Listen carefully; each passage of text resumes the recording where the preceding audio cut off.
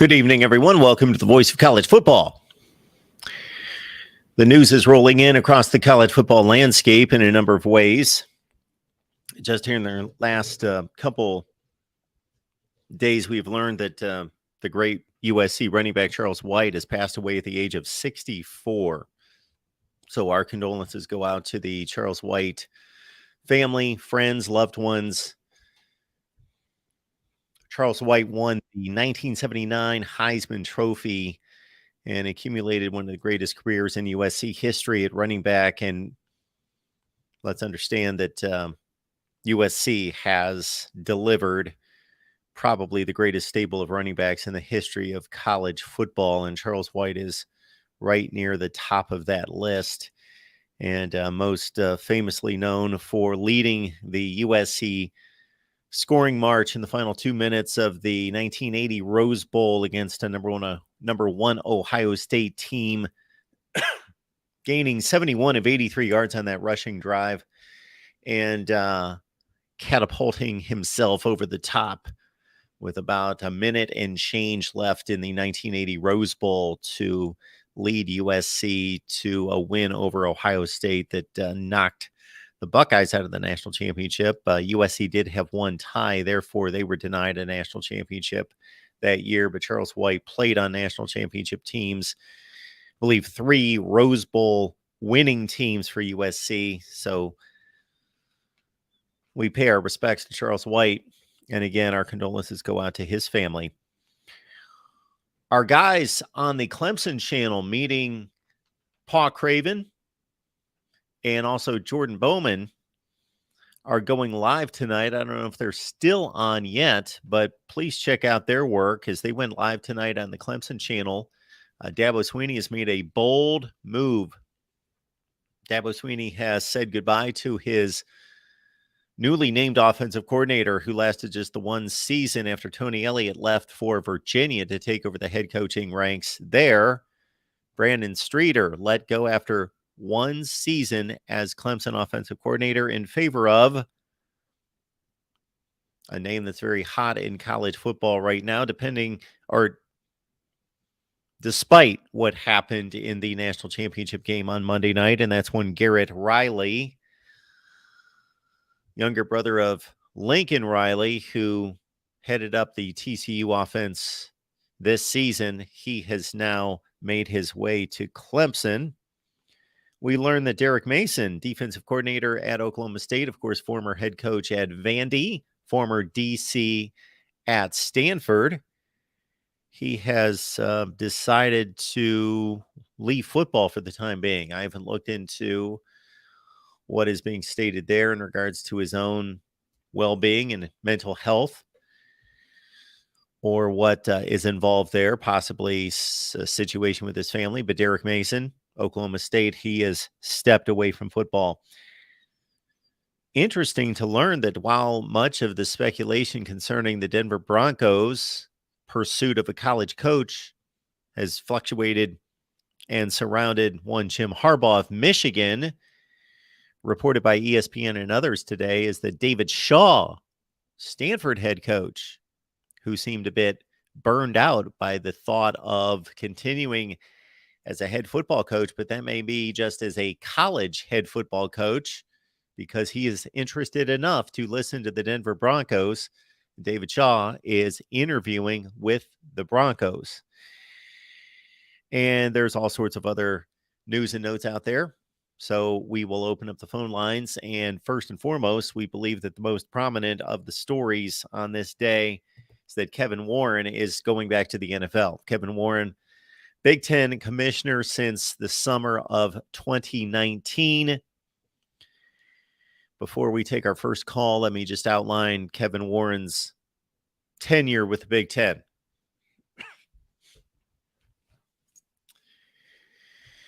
I was not impressed with Kevin Warren and his decision-making and his leadership, or lack thereof, in the fall of 2020. Kevin Warren was foolish to publicly announce a decision not to play football before he had fully gathered the vibe, gathered the temperature of the room within the Big Ten on all levels. He simply knew what administrators wanted, what the academia wanted in the Big Ten, and was set on his heels by the pandemic and thought, okay, the administrators, the presidents, academia is telling me we can't play football. It's too dangerous. And this pandemic is overtaking the country. So he made an abrupt and ill-advised announcement that he had to backpedal on. Now, he wisely didn't stick to his guns, but when players, coaches, former players, media, fans, and students at the schools all got together, when all those factions were put together and their wants and desires for a football season, and Kevin Warren then was able to take into consideration the plans that have been put in place, most notably by the SEC, and some of the safeguards that it would be possible to go forward with a football season. He retracted on what he had earlier stated. So basically, Kevin Warren botched the pandemic. I will give him a break because that was unprecedented. What we all faced in the fall of 2020, before that and after that, but speaking to the football season of 2020, what we all faced with the pandemic was unprecedented. And I can give him a bit of a pass, but he hopefully has learned from that. His two major moves, what he is going to be remembered for most, I would have told you 2 years ago, it would be what I just outlined in his mishandling of the pandemic and the 2020 football season, has been far surpassed by two lasting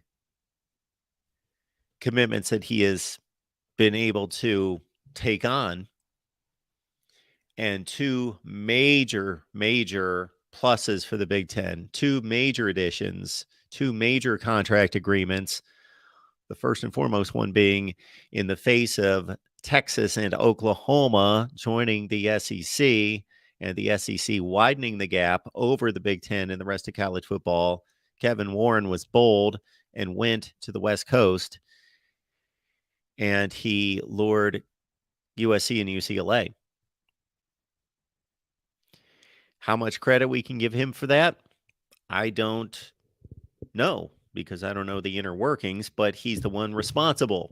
So when you're the man in charge, when you're the person in charge, then you're going to take the credit for the victories and you're going to take the hits for the losses. So I'm sure he had a ton of help. I know that there were thoughts prior to Kevin Warren coming on board. So he is not the originator of that thought. He is not the visionary of that idea of expanding the Big Ten. That did not come from him. However, he executed. He went out there, he made it happen. So he looked at the face of the Big Ten's biggest partner and closest partner, the Pac-12, and he still made the move to go get USC, UCLA. Big plus, big move, feather in his hat. And then, of course, the TV deal, the rights deal, the media rights deal. You can no longer call these television deals per se, even though it still starts with TV.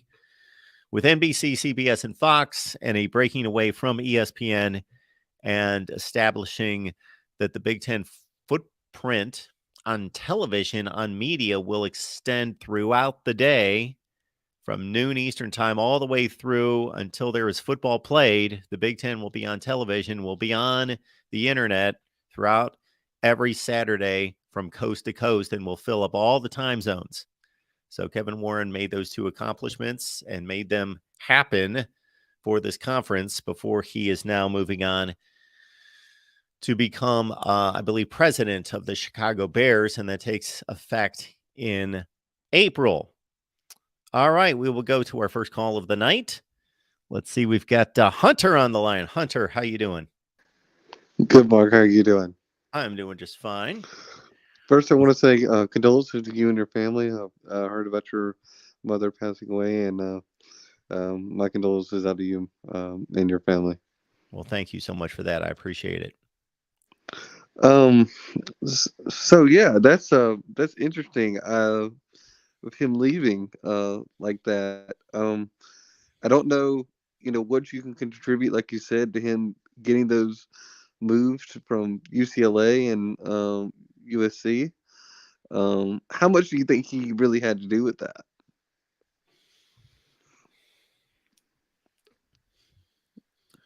Well, I think the timing was right. Excuse me. I think that the timing was right, and I think that it made it easier on him based on what the SEC had already done the previous summer. And so it makes it look more like a counter move, and he looks less like a villain in making that move. But I know that, as I stated, that there were talks out there about the Big Ten expanding in various, and we continue to talk about how the Big Ten and the SEC can expand, even though those talks have cooled. Uh, we still discuss whether that's Miami and Florida State or North Carolina, or in what direction that goes for either conference. But he's not he's not the visionary or the originator of that idea, but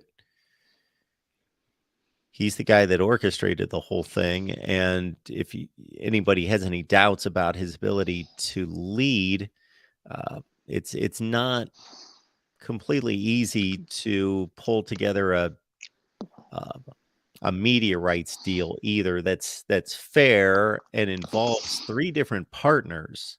So that's the thing, is that most of these conferences have dealt exclusively with ESPN, uh, and signed their rights exclusively, let's say ESPN, and then they've got a separate Fox deal for those conferences that have Fox on board, the Big 12 and the Pac 12. But he was able to package it all together and make it kind of like an NFL rights deal. So give him a lot of credit for that, because that gets complicated when you have multiple media partners at the same time that you're dealing with, and you're coordinating it for the benefit of your conference all at the same time. Yeah, yeah. Did you also see that they're making the restrictions to the transfer rules now? I've seen an article about that today, where they are making some changes in regards to waivers. I did not see that. So what is the restriction? Um, so the restriction is waivers will be denied unless there is provable um, injuries or medical related things. Um, and so basically, it's going to make it to where a kid just can't request a waiver just because he's not getting playing time. Well, if what I'm hearing is accurate, then that's going to completely alter the transfer portal, and I can't believe that's going to happen.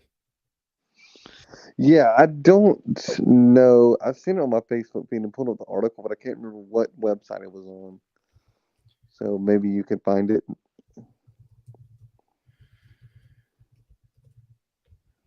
Hmm. Yeah, I don't. Well, there's a story that was published today by 247 Sports. NCAA changes transfer rules. Players entering transfer portal for second time Oh, subject to second time. stricter eligibility waivers. Okay, that's Yeah, key. Second yeah, time. Okay. yeah, So one yeah. Because you time, got that, no questions you got that one asked, train. Yeah, and then and the then the second second time. thing. Yeah, Yeah, and I think that's that. I think that is reasonable. I I think think it that is too. um, I think that'll cut back on some of this transfer portal hiatus that we're seeing today. Oh, it will. Yes, it will.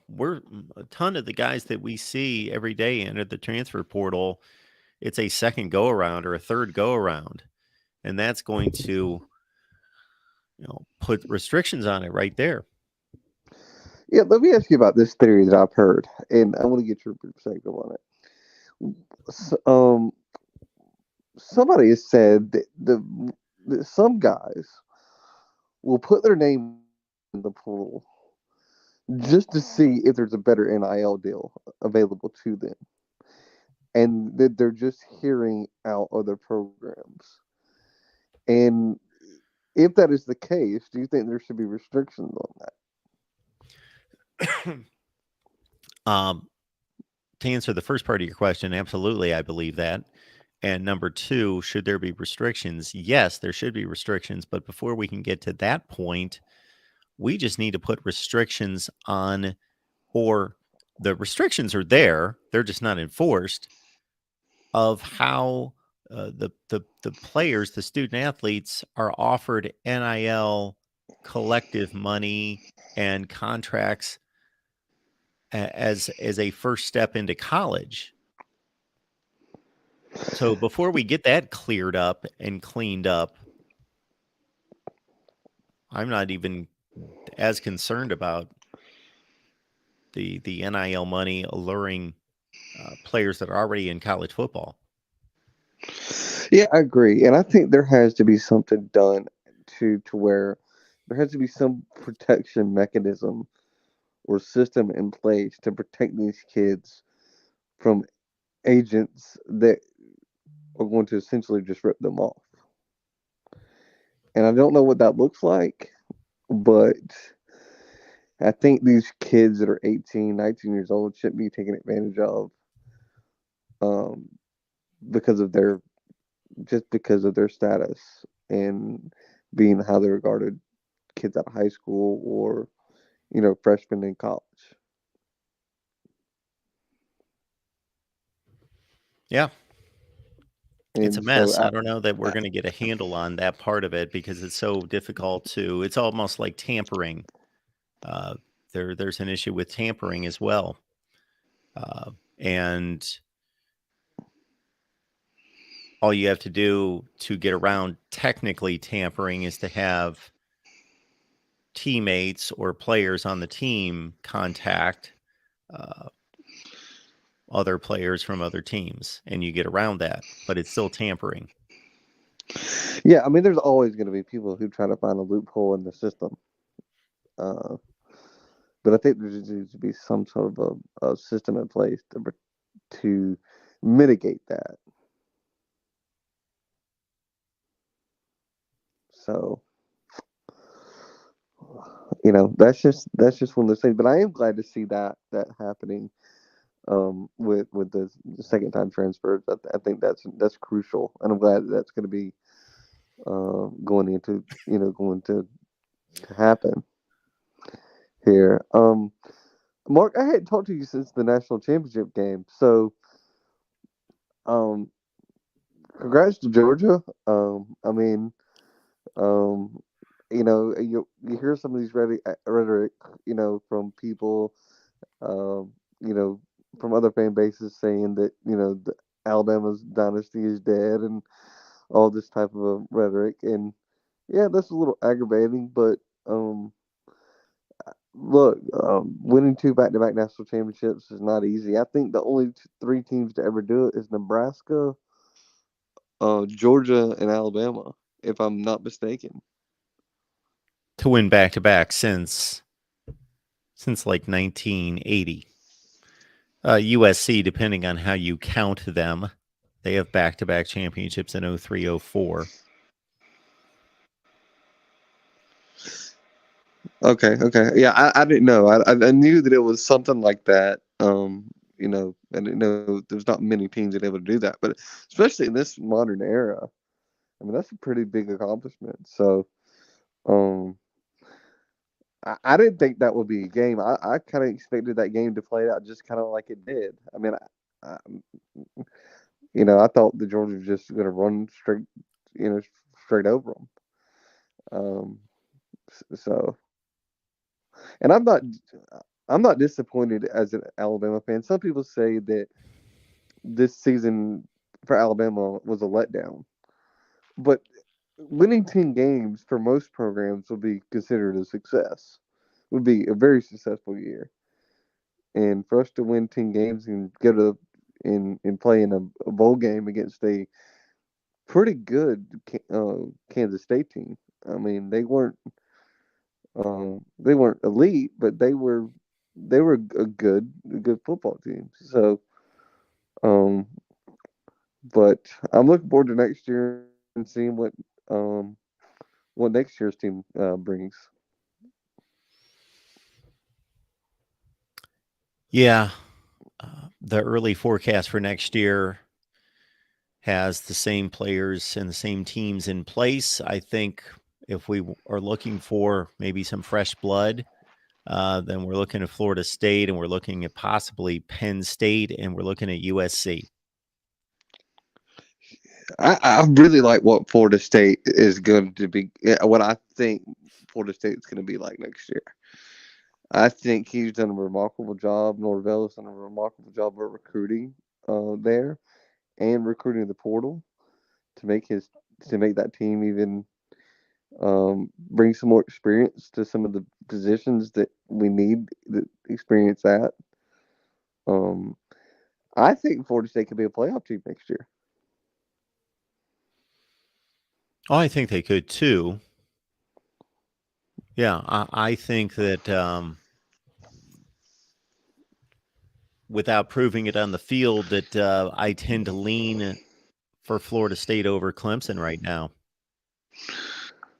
Yeah, yeah.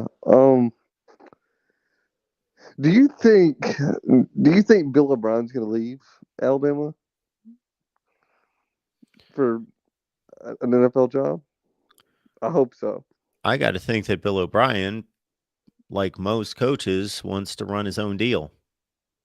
So I don't know if he's going to get hired um, as an NFL head coach or he's going to see an NFL coordinator position to be a stepping stone to get him back in position to get another shot as a head coach. I just can't take another year watching that offense that he calls. I just it, it was so.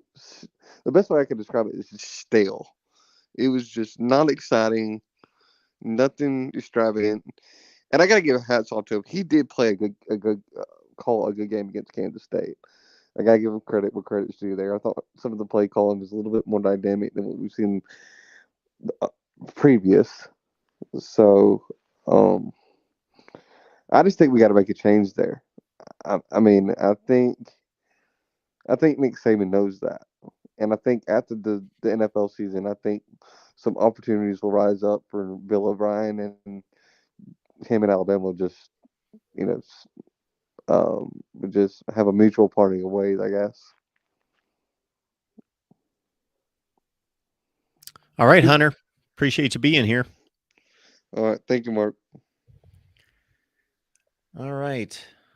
We appreciate everybody being here at the Voice of College Football. Yakov 22, thank you so much for your contribution tonight.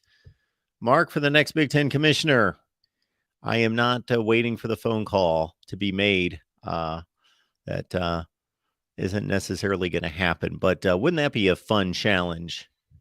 Wouldn't that be a fun challenge? Erica, thank you so much for your contribution. I appreciate your kind words. I didn't know about your mom's passing, Mark. I'm very sad or very sorry to hear that, and we'll be thinking of you and yours. Thank you for that, Erica. I appreciate that. I will just make this brief. I'll just state that if anything, most of the grieving and mourning has been going on for the last 6 months, and a few of you know that. So there's been a lot of that over the last 6 months as she has unfortunately suffered, and I have had the honor and the privilege to move closer to her and be here to help and support for the last 6 months or so. But she's in a better place now, and it's nice to know that she is in fact doing much better today than she was yesterday. But thank you so much for that, Erica. I appreciate that. Alan, welcome into the Voice of College Football. Hey, brother, it's a long time. Long time. Yeah. Yes, it is. Well, I want to talk about two things real quick. Yep. I am so glad Warren's gone. He was a disaster. I'm sorry. We talked about this before, and the way he handled that whole COVID thing, you hit on it perfectly. I mean, when we were trying, us and Ohio State, your team, and Iowa were trying to get a schedule together, he was threatening all of us to throw us out, get out of the. Yes. It was just poorly handled, just a disaster.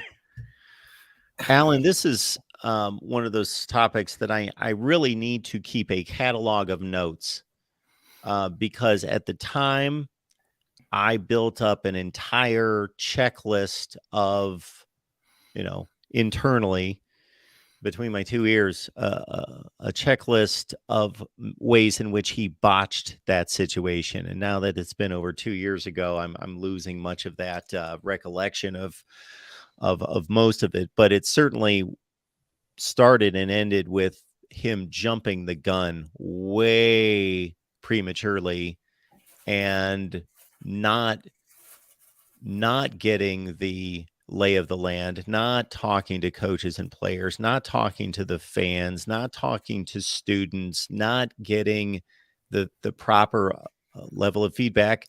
And apparently, this seems ludicrous, not talking to the other conference commissioners to know how they saw it and what they had in play and how they were going to execute pulling off their seasons. Right. And I'm going to give big credit to the Ohio State AD. She really stepped in and fought for us because he was ready to throw us out. And I was reading the stuff out of Lincoln, and there were other teams who were saying, no, get rid of Nebraska. But it was interesting when all this was going on, Nick Saban came out and said, we'll take him to the SEC West. And thinking about that now is like, wow. Wish you would have jumped. That would have been a perfect time to do it. But that's neither here nor there, but it's kind of funny. The second thing I'd like to jump to is, do we have any idea who's taking over his spot? Is there any idea? Did you know who's going to come in? I saw a long list of candidates listed by a particular site. Excuse me. There were only 2 or 3 names that were familiar, but they came from all different areas, as you could imagine. One was a conference commissioner, the former ACC conference commissioner, Jim Phillips. I would like to know what he's accomplished in the ACC that would make him an impressive candidate, because I'm not all about just, okay, if you've held the job before, then you know what you're doing. The WNBA commissioner was listed, all sorts of various people in the NFL, those sorts of Okay. one of the head honchos at Fox Sports, those sorts of people. All right. Last thing, because you get a lot of people. Us picking up Walter Rouse yesterday, Nebraska. Yep. I'm a Nebraska fan, everybody. So there you go. That was unbelievably huge. Whatever side of the fence he sits, I don't know if he's left tackle or right, I don't remember. But we needed that. You know how bad our offensive line was last year. And having him and the center we picked up from Arizona State and the other guard we picked up, it'll help us out tremendously. It'll be a change in our team for offense line. Well, I will have to plead ignorance there, Alan. So thanks for letting me know, because, excuse me, if anything, I've been out of it. And the last I knew about Rouse is we did an Oklahoma show on Wednesday morning, and also the Nebraska show on Tuesday night, and we talked about Rouse, and also Iowa was in the running. Kind of interesting, right? That we all have 3 of those shows, all 3, yeah. And we talked about him, but I didn't know that that he had decided. It was NIL. That's exactly what brought him. You were talking about it earlier, but that's exactly why Nebraska got him. They just wrote a bigger check. Sorry. Well, I hate that we're in a place in college football where that should be our first, not assumption, but it should certainly not surprise anyone if that turns No. out to be the case, and will most of the time. It's just like an NFL free agent, Major League Baseball free agent, NBA free agent. Who did they sign with? 90 some percent of the time they signed with the club that gave them the most money.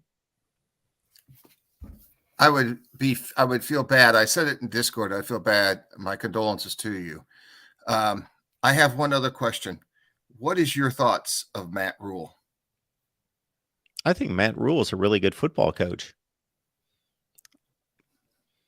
I think that Matt Rule, what he did both at Baylor and Temple, are classic program building moves in a short period of time with steady or explosive growth and improvement each one of the seasons in which he led the football program, step by step by step, and he's done it twice.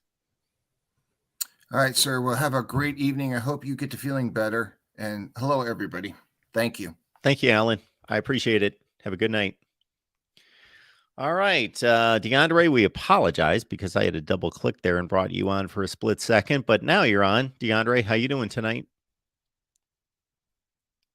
Hello, DeAndre.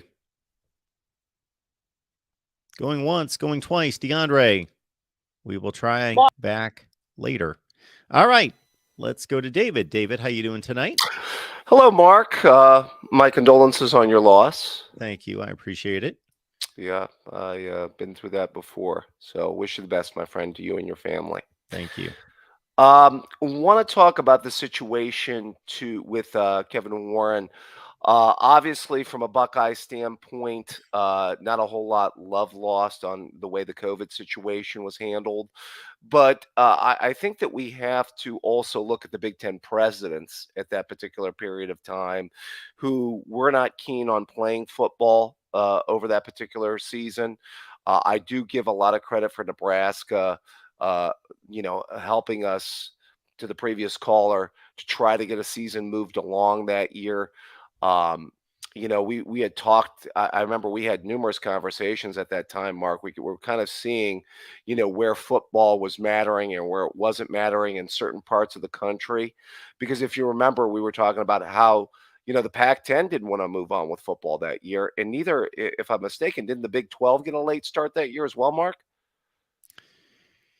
Yeah. The SEC, and it's not surprising, the SEC seemed to know exactly what it wanted right out of the gate. The ACC was right there with them. Yeah, that's what I was going to say. The ACC got off in time, I think, too. Yeah, and it was the Big 12 that was a couple weeks late. But they were right there as well. Yeah, I mean, I think that the one thing that stirs the pot, I've heard this offered up in the chat, and you may have mentioned it at the time, Mark, is remember I believe his son was playing at Mississippi or Mississippi State. Yeah. And then he's out there saying things about, the uncertainty and the safety and, not playing football all the same time, his son's playing football. So I'm sure he had, I mean, when you think about it from a look standpoint, I mean, you tell me, Mark. Yeah. See, you have to know that when you're in that position in this day and age, everyone is going to find out anything about you and your family or the decisions you've made or the statements you've made. And this is not a difficult connection to make. If Kevin Warren's son is on the roster of an SEC football team, Mississippi State, and if he truly believed what he was stating, then would you not prohibit your child from participating in a dangerous situation?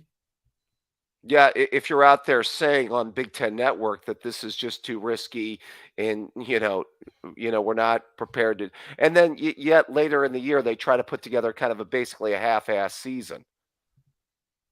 And we had how many games, canceled that year and everything like that. I mean, it was chaotic to say the least, right, Mark? Yeah, it was the shoddiest of the seasons outside of the Pac-12. The Pac-12 even had a worse excuse of a season with some teams playing 4 games. But the Big Ten wasn't far behind with, its 5 and 6 game seasons. Right, right. It was, yeah, it was just basically trial by error that year. And the stadiums and having fans or even having family in the stands, things like that. It was, well, at least we don't have to live that situation. Well, hopefully never again. That's for sure. I did want to say, he actually, I was a little surprised 3 years, Mark. That's, as a commissioner. We Yeah. don't see a whole lot of we see a lot of commissioners serve a longer term than 3 Mhm. years, I would think. Yeah. Now, maybe if you're the commissioner of the Sun Belt Conference and you're looking for upward mobility, that's one thing. But you would expect, and this can't be foreseen exactly, but again, anytime you're in the hiring process, if you are charged with hiring um, a major, major leadership role like that, I would think that you would want to really delve into that person's psyche and their goals and aspirations to see if they are going to be in for the long haul. You don't have to have the next Jim Delaney sign up for decades, but yeah, that's not ideal to have because the transition periods are lost time. There is money lost, there is direction lost. Right. All those things are lost anytime you have a direct transition in leadership. There's time and there are drawbacks to that. Yeah, wouldn't you say that you'd think that the Big Ten presidents might have done a little bit better, vetting or, as far as that, you would think. The figure that surprised me as I looked at some of this a few minutes before we started was that 12 of the 14 Big Ten presidents are different today than they were when he took the job. Right. Or during the fall of the pandemic. So this is only a little over 2 years ago. You would think that lofty a position would be more stable as well. I don't know. I've seen some movement with presidents over the years at some of these universities. Yeah, it seems a little bit more transit than one might think. I don't know. Maybe certain universities keep their presidents longer than others. I don't know. I would say, Mark, from a dollars and cents standpoint, correct me if I'm wrong. The Big Ten profitability is it as strong, if not stronger, than the SEC, if I'm not mistaken, right?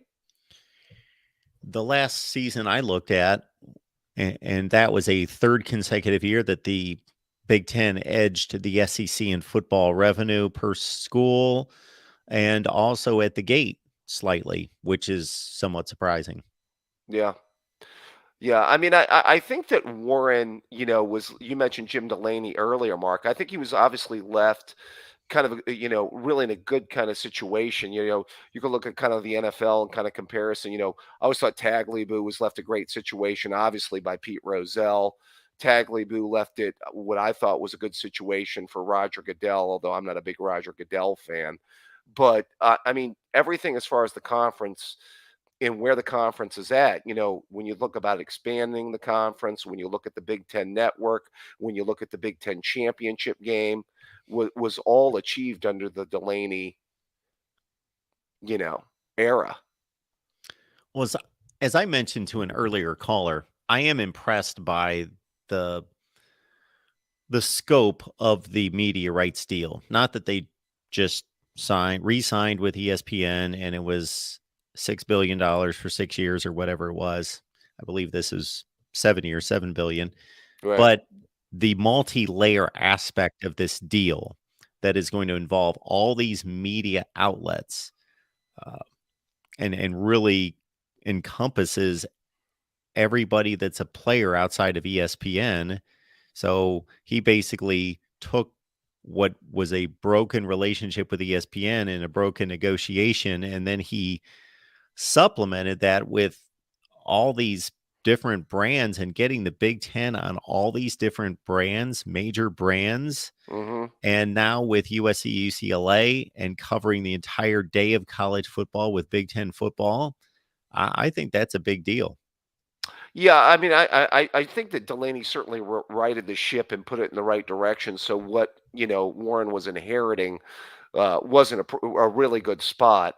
I will say this. I mean, do we have to? I guess Warren's lasting mark would be getting the expansion and getting USC and UCLA. Is that going to be when we come to write? Yeah, media rights are going to come and go, but I do think that that's a groundbreaking media rights deal. But that is secondary to, USC, UCLA. I think that, the Big Ten, for as much as neither one of us and other Big Ten fans, and rightfully so, um, heavily criticize his handling. Uh, and it looked like that stigma may stay with the Big Ten. It obviously did not. So Right. that's one thing that many of us forecasted or were concerned about, the Big Ten taking a backseat to the other conferences, and that there being some kind of lasting impact there. And there's nothing lasting there. So he mismanaged the situation, but he got away with it, and the league was able to recover quickly. And then he's got the two coups, and that's USC, UCLA, and the media rights deal on multi platforms. I would add that as far as that situation goes, and you got to give it credit because the SEC made their power move with Texas and with Oklahoma, and that left the Big Ten in no other position to go out and make their own power move. And kudos for trying to do so. That's why I was trying to say when we last talked about where these 2024, once these conferences get these two power programs, you know how much more they distance themselves from the other conferences.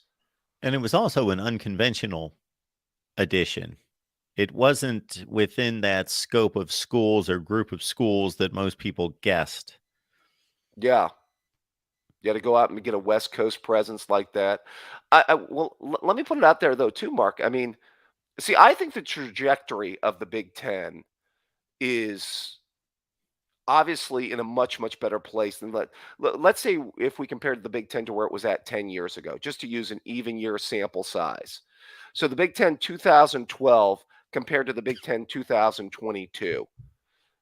I mean, as far as coaches, as far as where the programs are at, the trajectory of these programs in college football, I think the Big Ten is a much stronger conference than it was 10 years ago, especially when it comes to coaching and the level of play on the football field.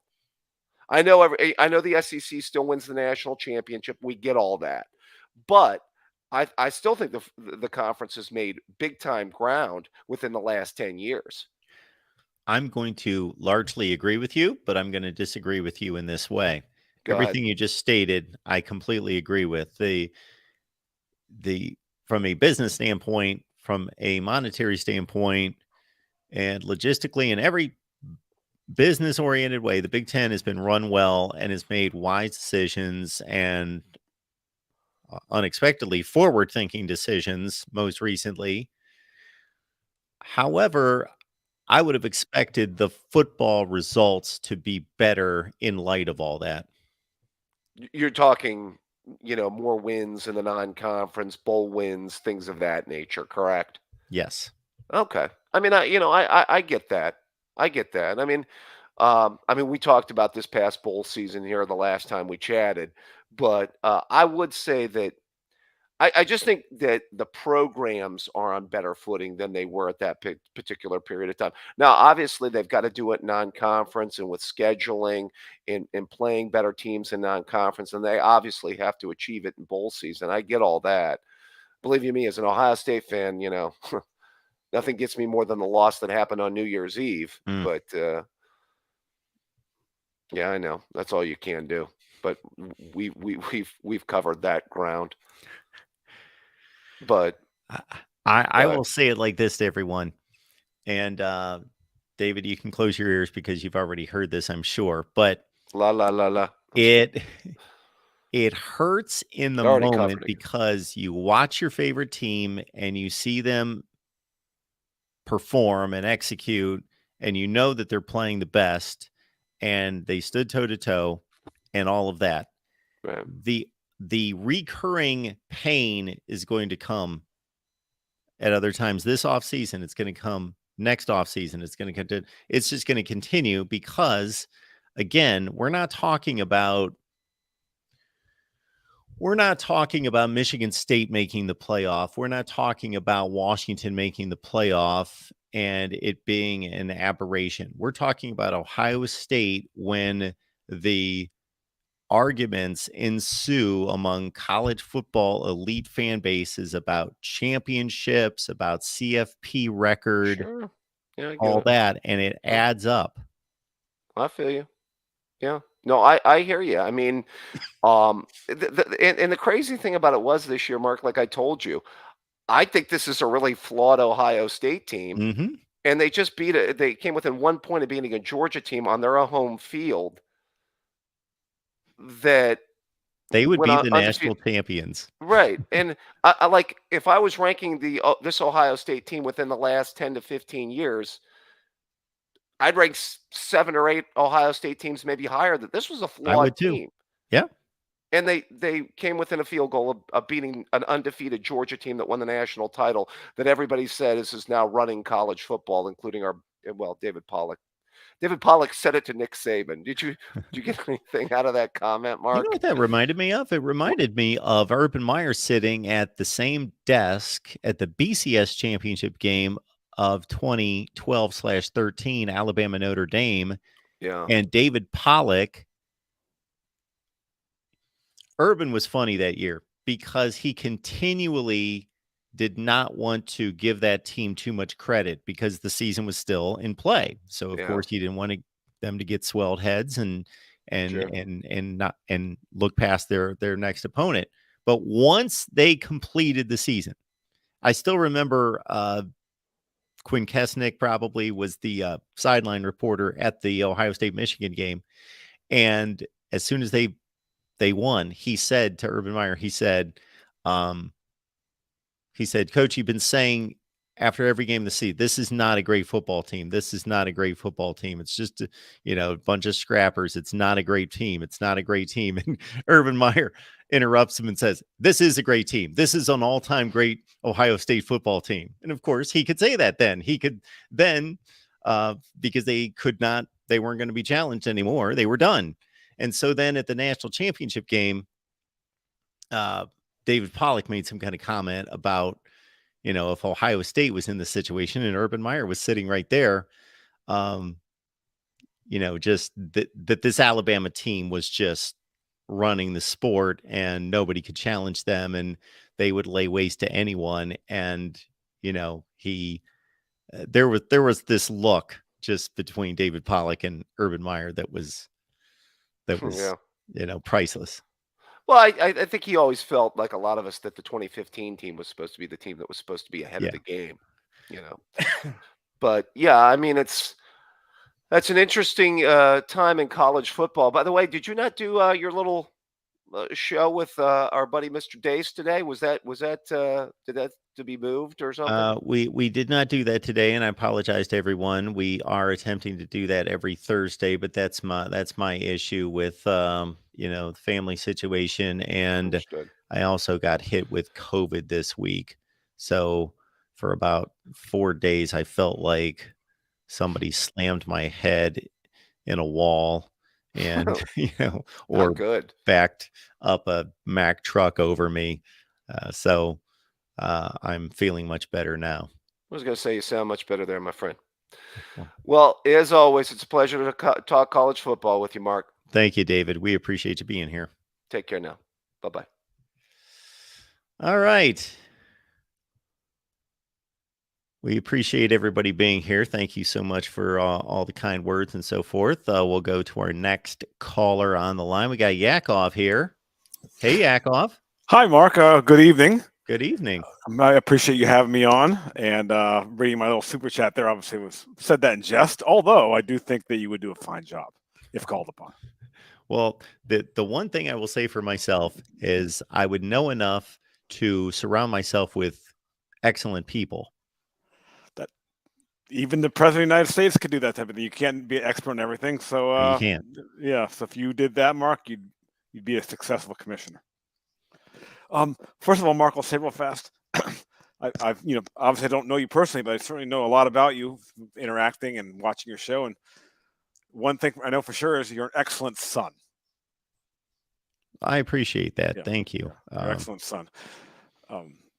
And I'm quite sure that your mother was very proud to call you her son. So on a far less important note, that's the important thing. But on a less important note, I actually wanted to bring up a thought, Mark. Now we're in the off season, so we don't have to talk about the games anymore.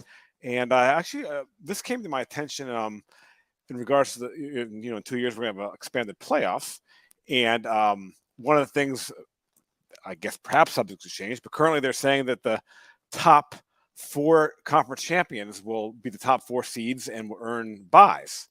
And I don't know if you know this, Mark, but this year the first 2 would have been the same, but number 3 and number 4 would have been Clemson.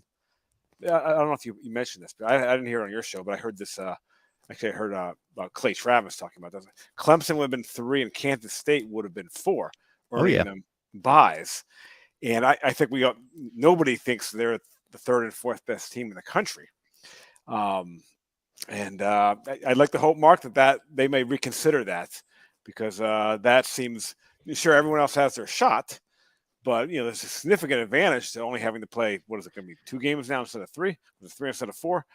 And I think that needs some serious reconsideration.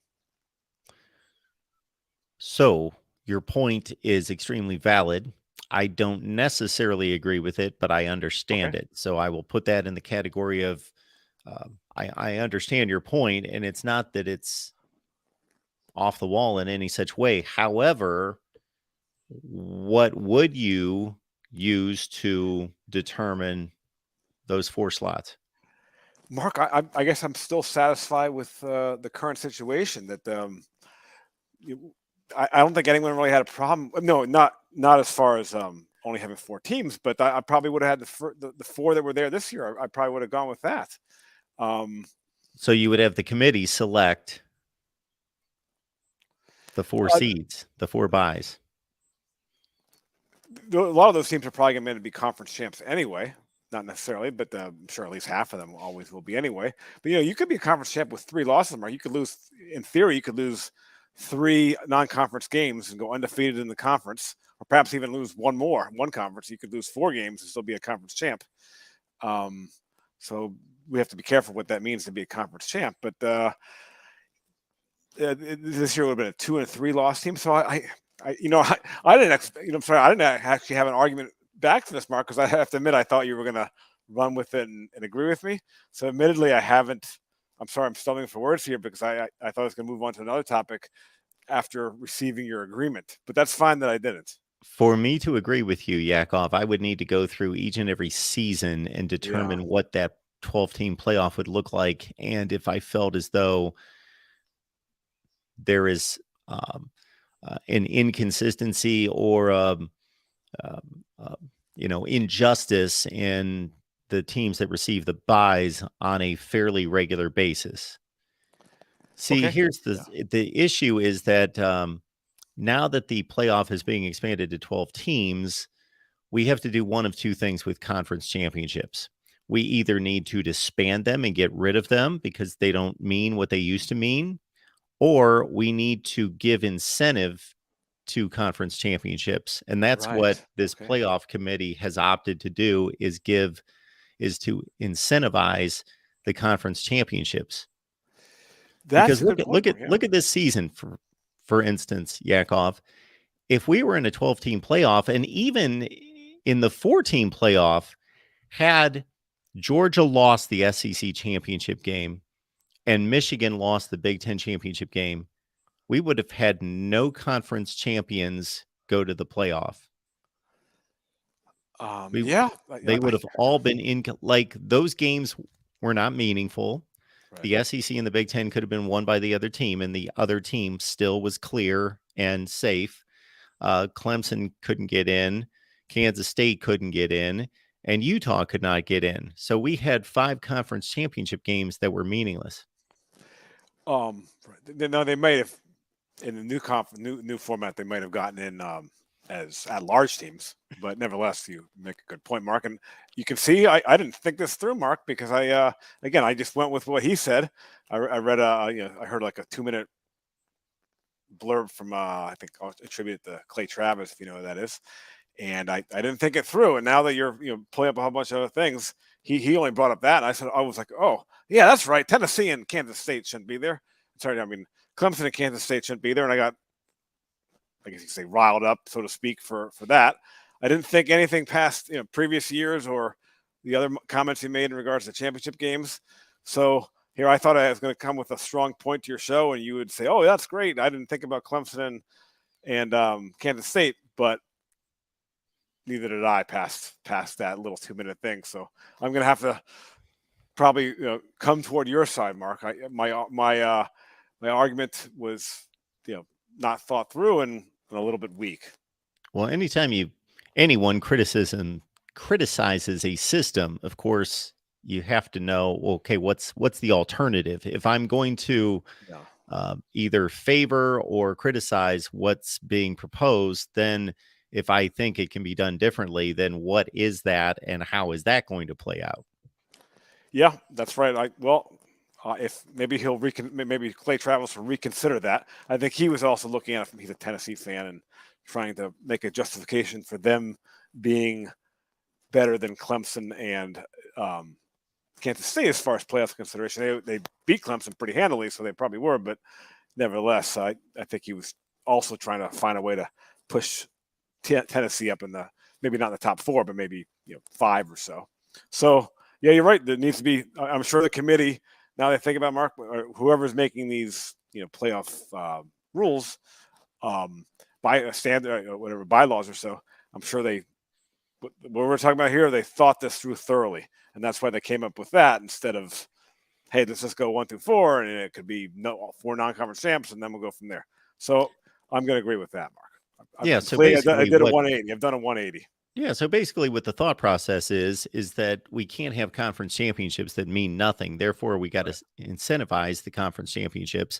Number 2, we can't have 4th and 5th and 6th best teams in conferences playing conference championships and somehow pull off an upset and then undeservedly make it into a playoff. Therefore, you see the disbandment of all these divisions, and we're in the process of seeing that. We saw that with the Pac-12 this past season. We're going to see it with the ACC this season, and expect to see it with the Big Ten when USC and UCLA come on board. Right, which I'm looking forward to non-divisional football. That'd be more interesting. But yep, that's a good point, Mark. I've done a 180. I'm on board. Good stuff.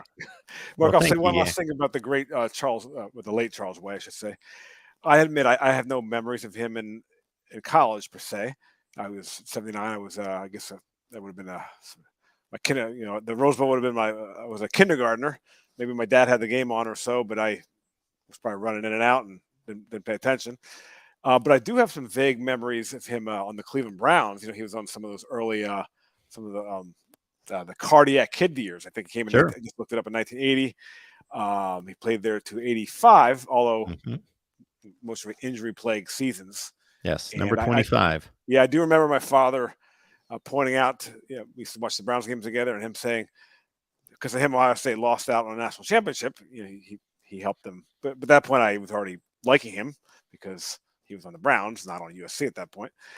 So I do have some vague memories of him on the Browns. And I didn't even remember that, but I see he went to the Rams and he was Eric Dickerson's, backup, maybe like 3rd string for a couple years. And they even had one breakout season where he looked like almost a third of his total yardage came in one season.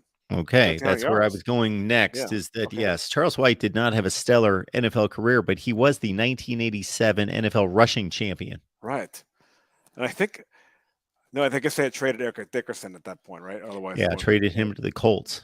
Right? Yeah, and I went to that playoff game, by the way, and when they played. Remember when the Browns played the Colts? I remember it well. So My father brought me along to that game. 38-24, Yeah, I believe. it was the fairly final. one-sided. It was a very cold day. It was a frigid northeastern Ohio winter day, several degrees below zero. My mom made me bundle up for that game. I was actually hot. Had so much, so much bundling on there. But yeah, that's that. I do remember a little bit about the late Charles White as an NFL player. And Mark, you have a lot of calls. I appreciate you helping me see the light as far as the top 4 seeds, and maybe recalling a few things about Charles White. And I look forward to the rest of the show. Yakov, we appreciate it. And again, those concerns are certainly not invalid because there's no perfect system. That's for sure. That's right. All right, Yakov. Have a good night, Mark. Thank you so much. All right. We will keep it moving here at the Voice of College Football. I do understand from the chat, and I looked it up, that there are some other sad celebrity news coming in tonight. Let's go to our next caller, Joe Long, out there in the abyss.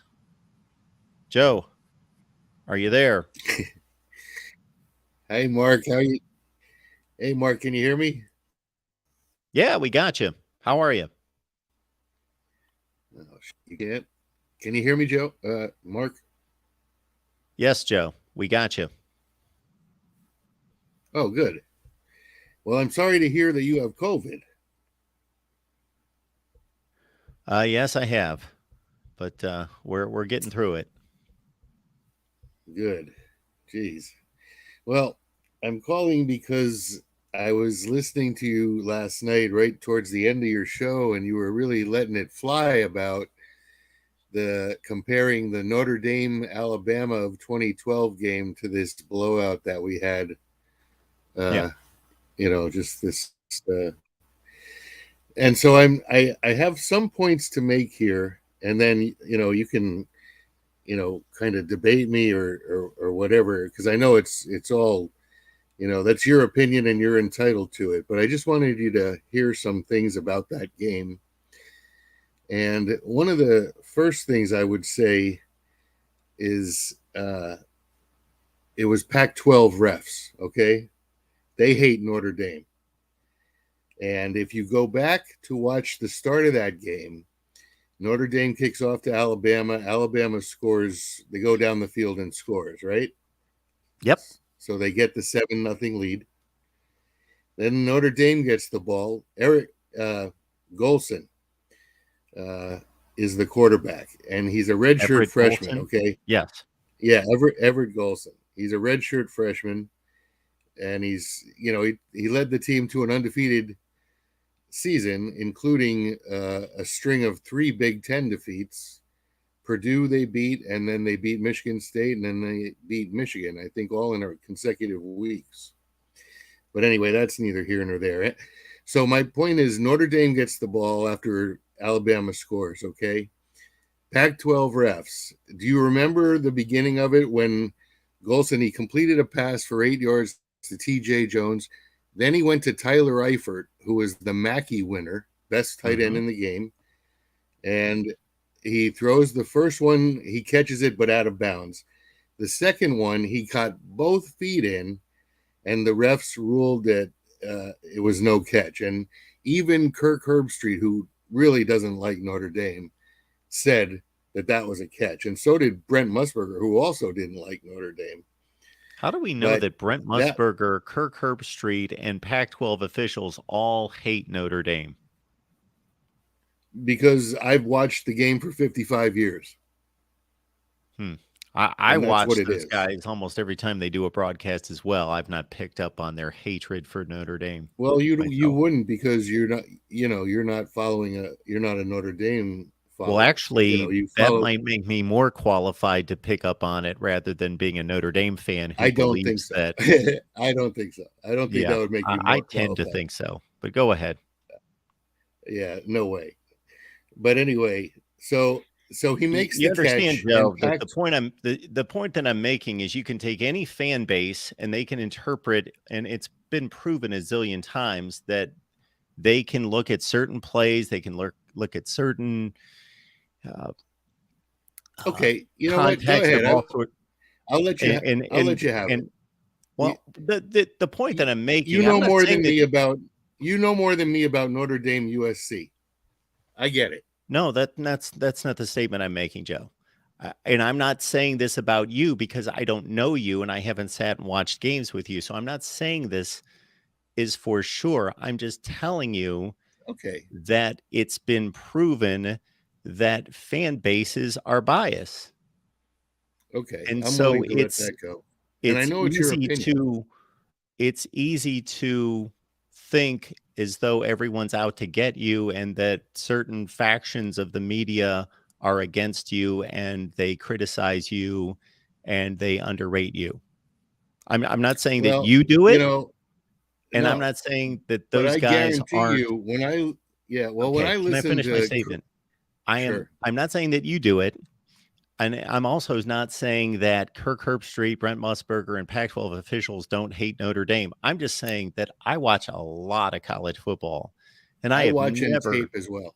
I have never picked up in any such way that Kirk Herbstreit and Brent Musburger hate Notre Dame. And Chris Fowler. Oh, and Chris But that's Fowler, he another hates Notre Dame as well. Okay. yeah. And that's fine if you don't believe that. No, I You know, don't. But it go doesn't ahead. matter to me. Okay. So they didn't call that catch. Okay. You should go back and watch and you tell me if that was I a know fair exactly what play you're talking about. was it a catch? I believe so. Okay, so that was a 3rd and 2. They would have had it around midfield, like about the 48-yard line Okay. of Alabama. And instead, they had to punt. So they punted it down to the 25-yard line, and they called a penalty for catching interference. And the guy that was running down, I think it was Farley, he totally missed. He didn't touch him at all. His own player hit him, and Notre Dame recovered the ball.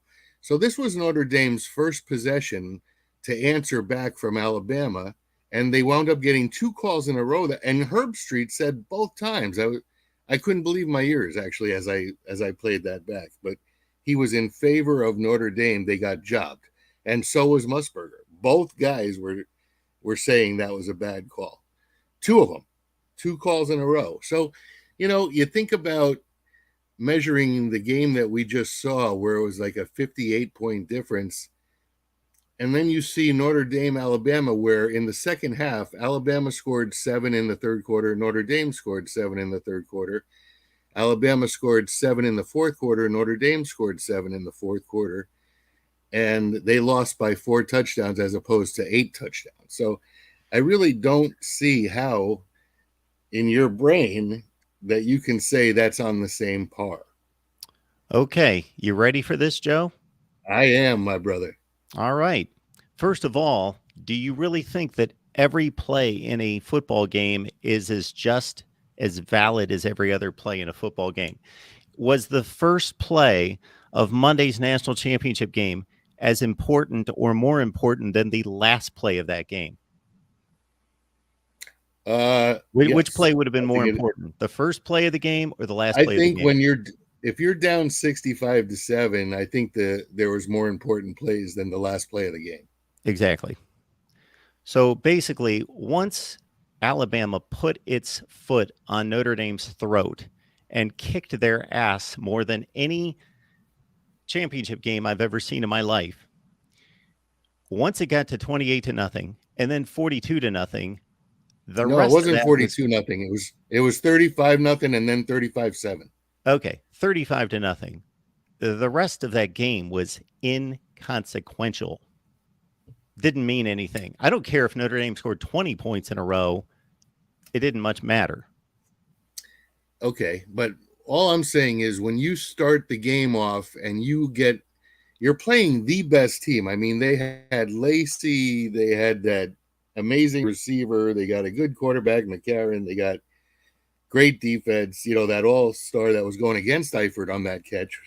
It was an All-American. And yet the first drive for Notre Dame, they take it away from them with 2 successive calls that were bad. So Notre Dame could have had a first down and 10 at Alabama's 25-yard line. Now you it's in only some way 7-0 at that insinuating point. that Notre Dame had a chance of beating Alabama that night? Yes, it's only we don't know. It's only 7-0 at that point. We know. No, we don't. We know that the best team in America was playing about the 12th best team in America. That's what we know. There was no way in hell that Notre Dame was anywhere close to being on the same field with Alabama that night. Those two teams were completely different stratospheres. No, that's not true, because we don't know what would have happened had true. Notre Dame there is no comparison between the 2012 Alabama football team and the 2012 Notre Dame football team. Joe, if you're going to try Notre to argue Dame was ranked number Notre one. Dame was in that Notre game, Dame was ranked you number are one because they were beyond undefeated. crazy. You Dude, are beyond Notre Dame was crazy. ranked number one. I don't care Notre what Dame they were was ranked. They got their rear ends handed to them. Well, a lot of Alabama people thought they were couldn't pretty need the good, I score. guess, if they were ranked number one. If you want to get a true perspective on what that game could have been, Alabama could have scored 70 points. I guarantee if anybody would have gone out there and said to every Alabama player, we'll give you $10,000 if you score 75 points tonight, they would have done it. Bullshit. Joe, they were ranked. No, that's not. Listen, that's not bullshit. They were ranked number one, so apparently I don't care what they were ranked. A lot of people disagree. A lot of people disagree with what you say as being ranked number 12. You're arguing that they didn't just lose 65-7 because they were number 3? I'm saying a lot of people think that they were better than ranked number 12 when they played. You say they were ranked number 12. A lot of people thought they were ranked number 1. What I said. I did not say that they were number 12 in the country. They were an undefeated team. Therefore, they were ranked appropriately. You said they were the 12th best. What'd you say about 12? They were not anywhere close to being the best football team in America. Not even close. Okay, but can you see that there might have been a different kind of vibe to that game had Notre Dame had not gotten those calls against them? That yes, even the announcers, that it might have been 35-3 in the third quarter. It was 35-7 in the third quarter, and then 42-14. You just confirmed that it was a 35-0 game at one point in the game. Okay, I'll concede that it could have been 35-3. So there you go. Give yourself an extra field goal in that game, and you merely got annihilated, not completely crushed. That would have been in the first quarter. So the very first drive. So that might have put a whole different mindset. We've got other calls coming in, but we appreciate you being here. So thanks so much for calling. All right.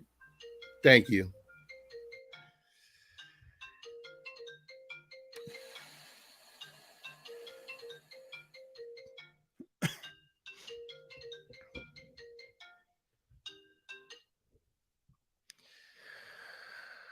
All right. We will take our next call here at the Voice of College Football. We got Michael on the line. Hey, Mark, how you doing? Sound like you're doing a lot better tonight, sir. Yes, I am doing better. How are you? Not too bad. Hey, I have a question for you. Yeah, I know a lot of people didn't like Kevin Warren being selected as big to new commissioner and stuff like that. But in your honest opinion, do you think it was bad timing when he came in 2020? And also, do you think Jim Delaney should have stayed on just to get him through the COVID period? Well, excuse me. Kevin Warren took the job in June of 19. So we were not anywhere close to knowing that there was a pandemic. I thought it was in 20. Coming. My fault. I thought it was in 20. That's what I just read tonight. Okay. It was June of 19. I could be, regardless, even if it was June of 2020. June 2020 would have put us in the middle of that. But I read June 19 tonight. Mm-hmm. Okay, you might be right because you are the authority of college football. Well, I'm sometimes the authority, and other times I got to research like everybody else. So. Sure. Oh, and I'm getting a petition started tomorrow. I already got 1.5 million people who's willing to sign up for you to be the next commissioner of the Big Ten. Well, if we can come up with a good staff around me, I would be willing to take that on. But any good leader, Michael, doesn't know everything. Every good leader surrounds himself with good people. Great people.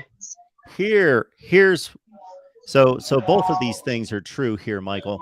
So Kevin Warren was appointed the commissioner of the Big Ten in June of 19, but he did not take office until January of 20.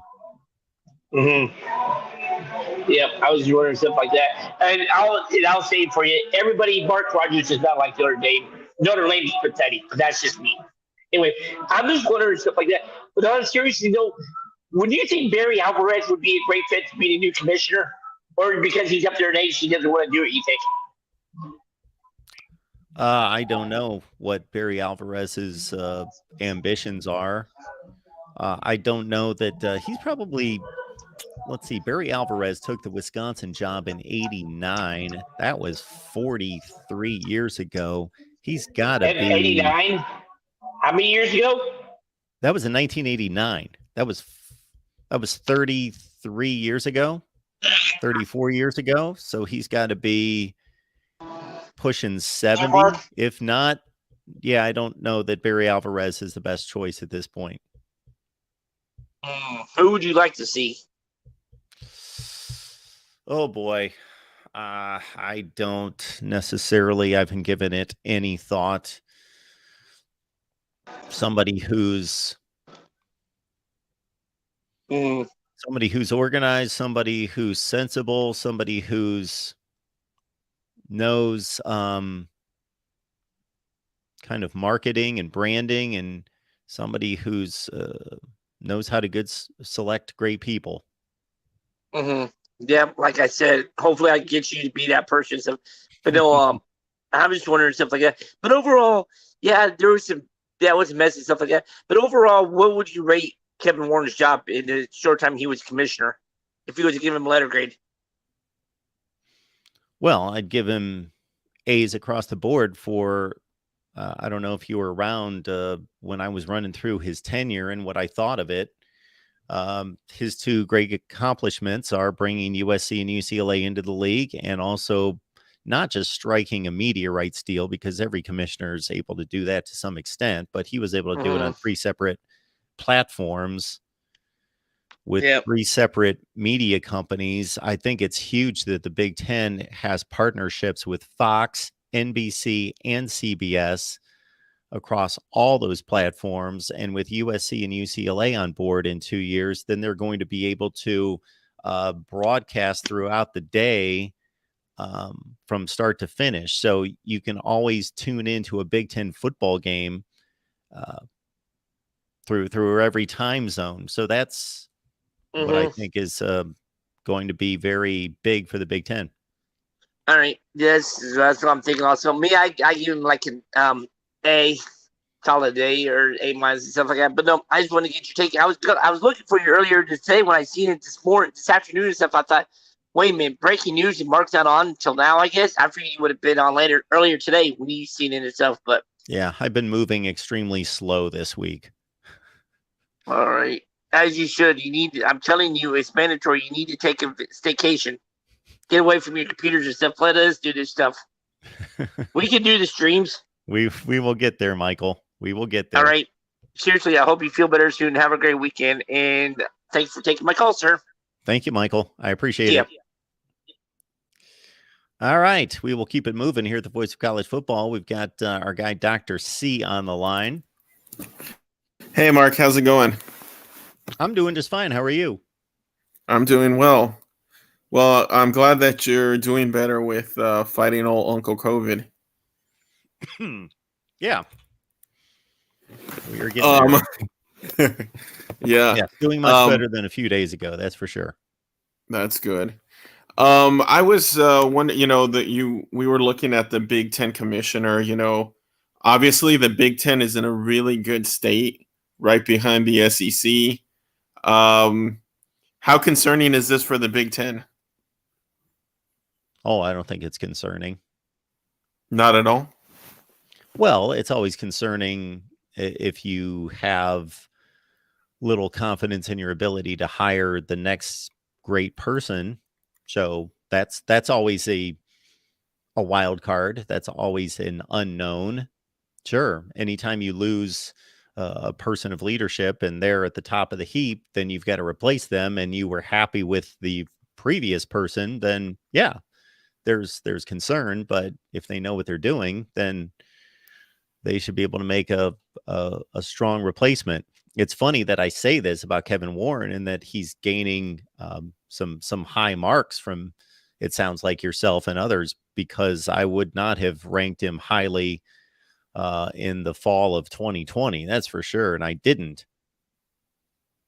Well, no, I just I guess why I hold him in high regard is the TV deals, and the money that's coming in for the Big Ten.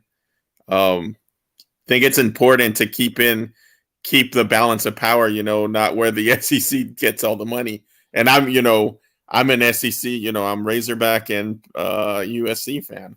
So, but having a strong counter conference to the SEC, I think, is crucial. And the Big Ten is the closest thing to that right now. Yep. Yeah, I don't want to give him too much credit, like he's the only one that could have authored that deal. But at the same time, I want to give him due credit because he was the person on the hot seat and the person responsible for forging that media rights deal, and he pulled it off. And again, I want to consider this to be a much more significant media rights deal than most that are contracted, most agreed upon, because to get 3 of the major media rights holders and coordinate those 3 and get them all on board at the same time and put it all together as one deal. Before, the Big Ten would have its media rights deal with ESPN, and it had its media rights deal with Fox. Now, ESPN had to figure out what it negotiated and signed with one and then with the other, but they weren't connected. They weren't technically connected. Now, the Big Ten, of course, had to have its priorities in play and its strategy in play so that they worked. Those 2 contracts worked together for the Big Ten. But this is a totally different deal when you get all 3 of them together and you negotiate them all together and work it all out together in unison. That's next level. Yeah. So ultimately, I guess how you would grade a commissioner, is it fair to say on their ability to sign these TV contracts at the end of the day? Well, money makes the world go round, so that's first and foremost, and that's how these schools and that's how these conferences make the most money, is from media rights. So that's first and foremost, yeah.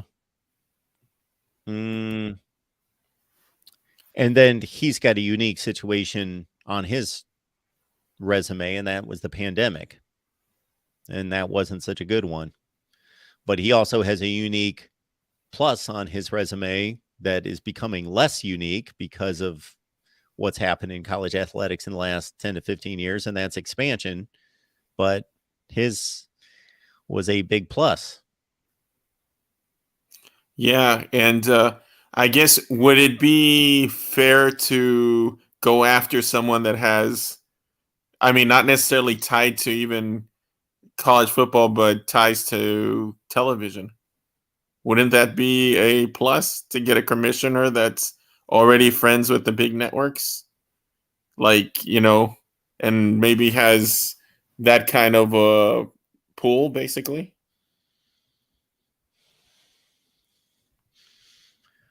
Well, anytime you're hiring somebody that has multiple roles, then you have to figure out, is this person, based on their background, they're giving us benefits in these areas because of their background and their experience, but they don't know about A, B, and C, and that's not necessarily a bad thing.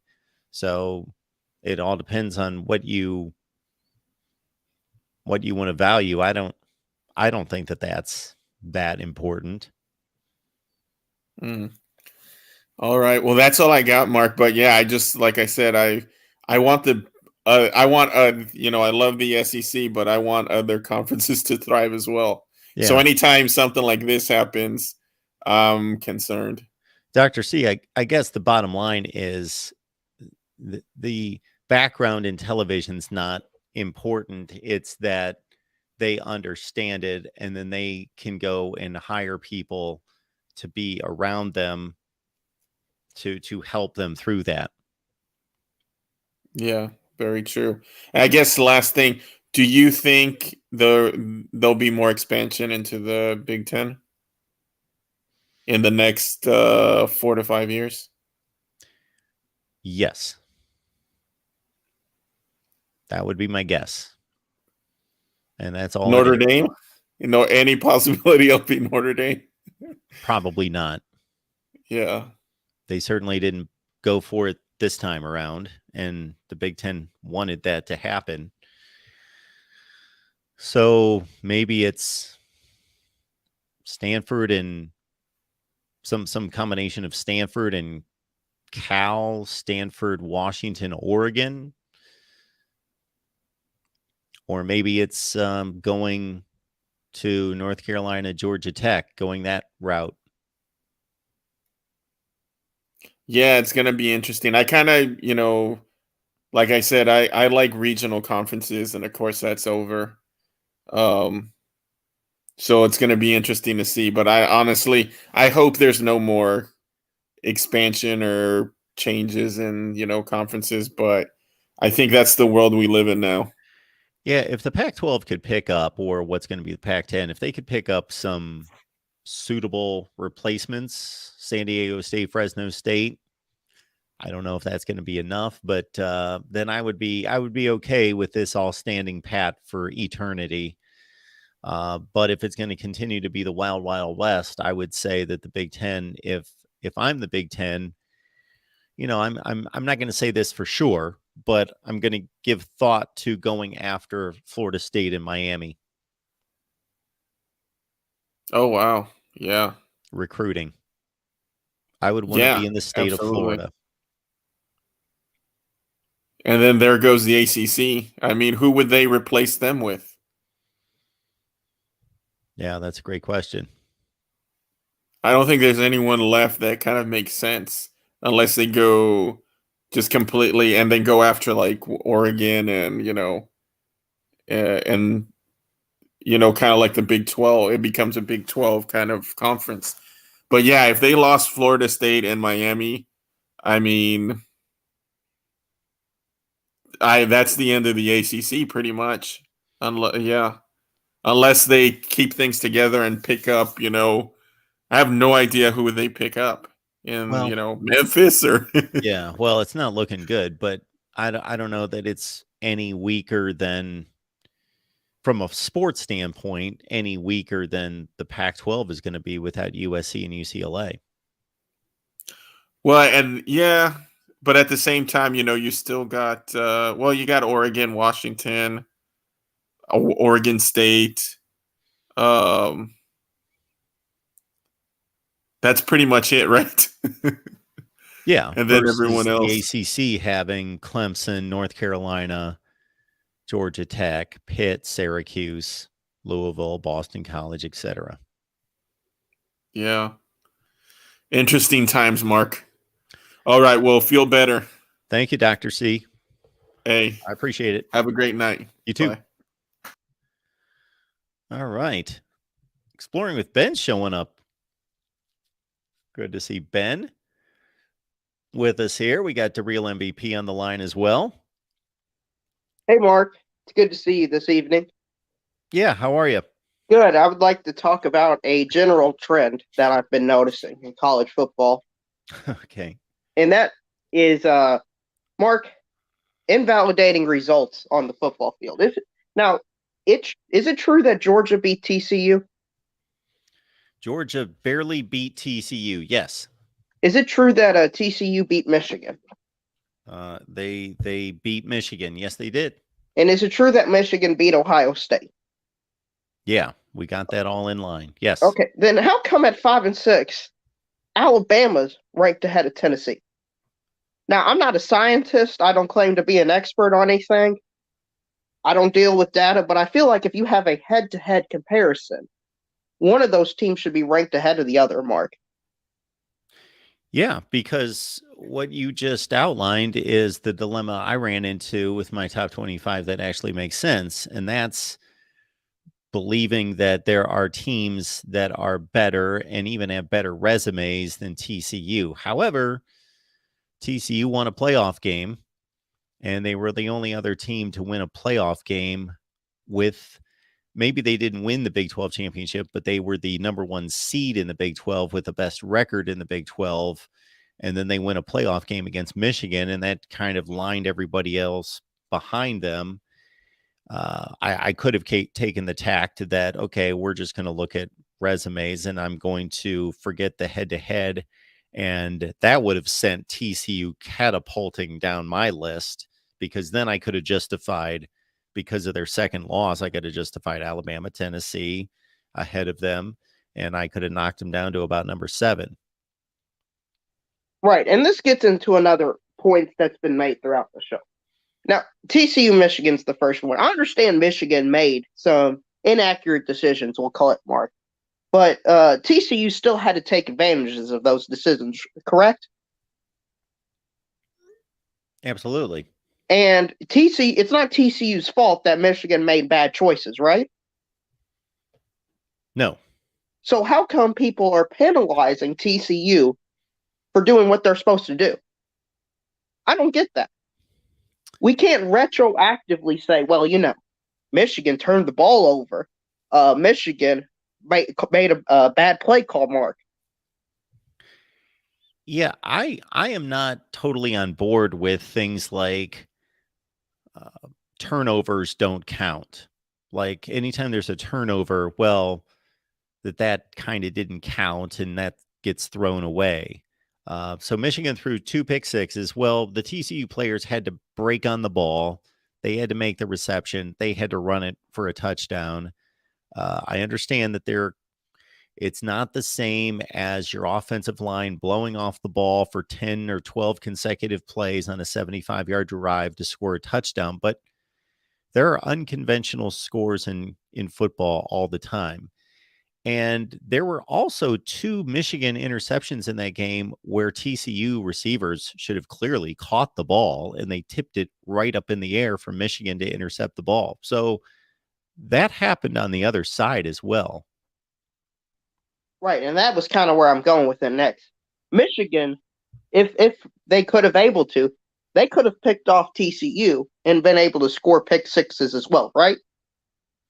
Yeah, I believe it's also available to them too. It's within the rules for them to continue to run the ball all the way to the end zone. Yep. Okay, I just want to make sure, because from what the information I'm gathering, it makes it seem like only TCU could have been able to score these ways. Maybe this is a crazy idea, Mark, but don't have your quarterback throw interceptions. Has Michigan thought about that, Mark? Do you think they've thought about that thoroughly? Hey, let's throw to the team in white and not the team in purple. That's part of the game. Yeah, and you got to tighten that up too. Yes. Right. And then you got this caller a few callers ago that was talking about Notre Dame 2012 being able to beat Bama. Mark, if that game is not valid as a valid result, then almost no game in college football is a valid result. Would you agree with that statement?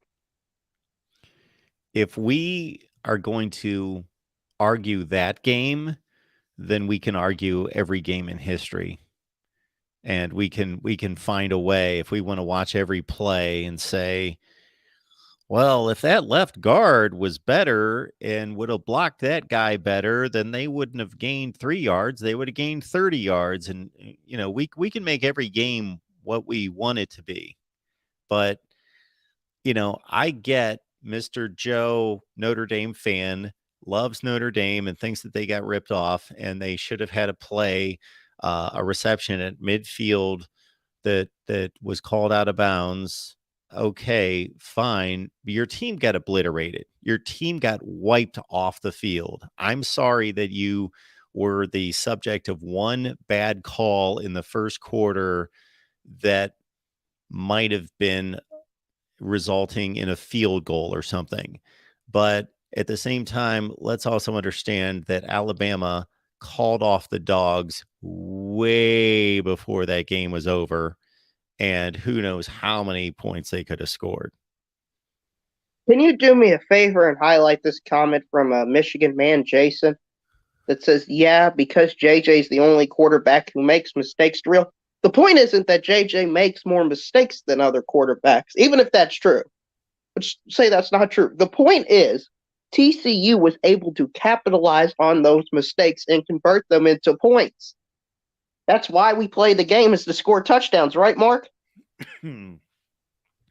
Yeah, and the quarterback is part of the game. So if you've got a lousy quarterback that makes mistakes, then that's part of your team. Right. I would say if your quarterback is more important than any other positions and he makes those mistakes, it only highlights the problem with your team. You know, I think it's worthwhile to have a conversation about Ohio State and Georgia and what other plays could have been made and all of that. And it's easy to convert that from an Ohio State loss into a win, but the game was fairly officiated and Georgia found a way to win. And the field goal kicker that you carry on your team, he's part of the team as well. And that guy missed a 50-yard field goal. Had he made a 50-yard field goal, then that would have been another component to your football team that was better, that would have enabled you to win the game. Yeah, you're exactly right. If we're going to argue about people not being able to do their jobs to the maximum potential, then we should just stop playing the sport altogether, Mark. I mean, that's a standard nobody can live up to. I mean, even in the Georgia TCU game, I'm sure Georgia made an error or two because they're human beings. They make mistakes. Now, some mistakes are more egregious than other mistakes, but still, they're still mistakes. Michigan man Jason said, the real MVP, your comment is false. JJ had 6 INTs all year, and 2 was in that game. Well, whose fault is it that he had threw 2 interceptions in that game? That's his fault. Yeah. Or you give credit to TCU for doing a great job. Yeah. You don't those say, interceptions against Hawaii. Right. Maybe, Mark, if Michigan played a better non-conference opponent, maybe they would be able to figure out these issues at an earlier day and time, and it wouldn't have been them in such a big game. Do you think there's some validity to that? Maybe if they played like a Notre Dame or something, maybe they would have been closer in their semifinal game. Yeah, this is the fallacy of football, and college football in particular, and it makes it great as well, is that they only play one time. We don't get to see Michigan and TCU play 10 times to know, okay, that was crazy. That only happened once. It wasn't going to happen again. While this was valid, and it happens all the time when Michigan and TCU play, and we can't do that. We just have to take the one game for what it is, and we can make all sorts of guesses. I've heard all sorts of guesses that Michigan would have won 8 out of 10 times, and that's all well and good, but they played one time, and that's what it was. Mark, you know what? To avoid all this inaccurate stuff, how about we just have every playoff game for now on be a best-of-7 series? Yeah, that would fill up the off season, that's for sure. Yeah, I mean, that seems like the direction some people want to go with. I mean, I don't think that would make any sense for their health and well-being, Mark, but I can't think of any other reasonable way to alleviate these issues. I just don't understand this at all.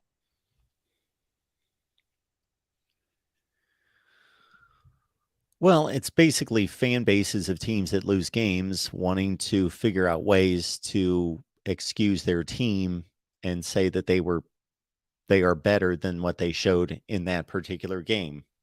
And they might be right. It's just not reality. Well, you're exactly right. But I think other than that, if you want to blame a particular person, I would blame the head coach. That's who I would have blamed in that game. I think they got out-coached by Sonny Dykes. And I think Jim Harbaugh is a man that says and believes he's fully committed to Michigan, but I don't know how you can be fully committed to one place. And then the last 2 off seasons in a row, you're speculated to be at all these other jobs. Like, Mark, if you put all your energy, would it be fair to speculate you weren't putting in 100% energy into this show if throughout the entire time when you're not upload videos, you're doing something completely unrelated to this channel? Yeah, if I'm not able to keep up with college football news and understand what's going on and do all the other aspects of what is hopefully going to make this a successful channel someday, Right. yes. So if you've got a head coach who last year was reportedly on an airplane during one of the busiest and most important days of the entire college football year, doesn't that, show where kind of the head coach is at? Yeah, so you're talking about this particular offseason, or are you talking about last year? Last year, he was on an airplane, I believe, so to take National the Signing Day. Vikings job. And this year, he's been speculated for other jobs. And, once I can understand it, but twice is a pattern, Mark. There's a pattern developing with Jim Harbaugh that his full heart, I don't believe, can be in it. I just don't think he can be in it when I'm sure Kirby Smart, Nick Saban, Sonny Dykes, all the elite guys are 100% in college football. And I just don't see how Jim Harbaugh can be in that position. Well, it's not as though we haven't seen head coaches talk to NFL teams and be able to manage both. So your point's well taken. It makes sense. You can't have your mind and your efforts divided, but at the same time, people are able to move on to other jobs and interview and do all those things and either stay where they're at and continue to be successful or not. Yeah, I get that. Some people have the greatness to overcome that, Mark. But what is Jim Harbaugh's record in bowl games? It's what, 1-6 now, right? Yeah, that's not exactly impressive, is it? Not at all. Not at all. Yeah, I would say that's alarming. Some guy wants to talk to me, Mark. I'm not sure who it is. How to pronounce his name? Would you mind bringing him on? Oh, we're talking about somebody in the chat. Yeah, somebody in the back room. All right, somebody in the back room here. We got TriStar. TriStar, what's going on tonight? Hey, okay. I mean, I can't take this disrespect to Jim Harbaugh right now. I feel like you guys are just ripping him a new one for absolutely no reason.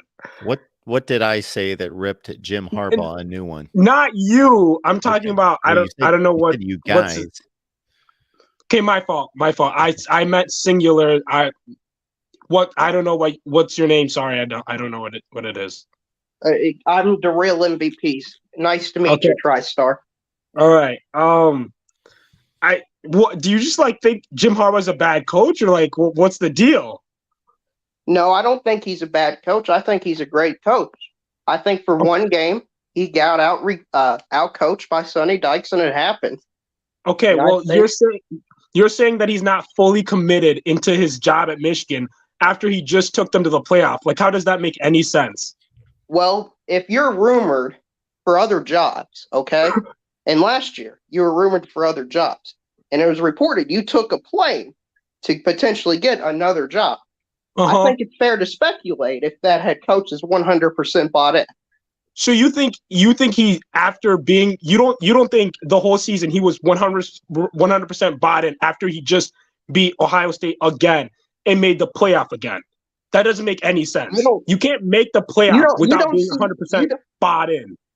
You don't see how it could be. You don't see how it could be possible that a head coach who's thinking about taking other jobs isn't bought in at 100%. Okay, first of all the rumors came after the season was over.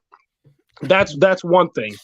And in December, before all these speculations about whether Michigan might have these investigations about them, whatever they did, before that, he came out with a statement that he would be 100% enthusiastically coaching at Michigan.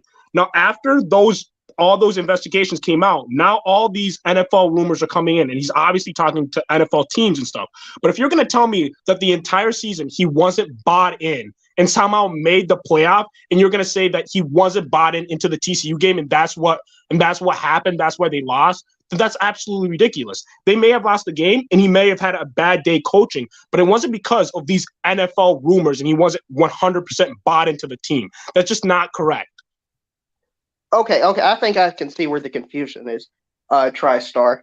The season for me, and maybe for Mark as well, I don't think the college football season ever ends with the transfer portal, the recruiting of players and stuff like that. So I'm talking about right now, he needs to be 100% bought into Michigan. Well, he just had the number 1 transfer portal class. So I don't know how that's not 100% bought in.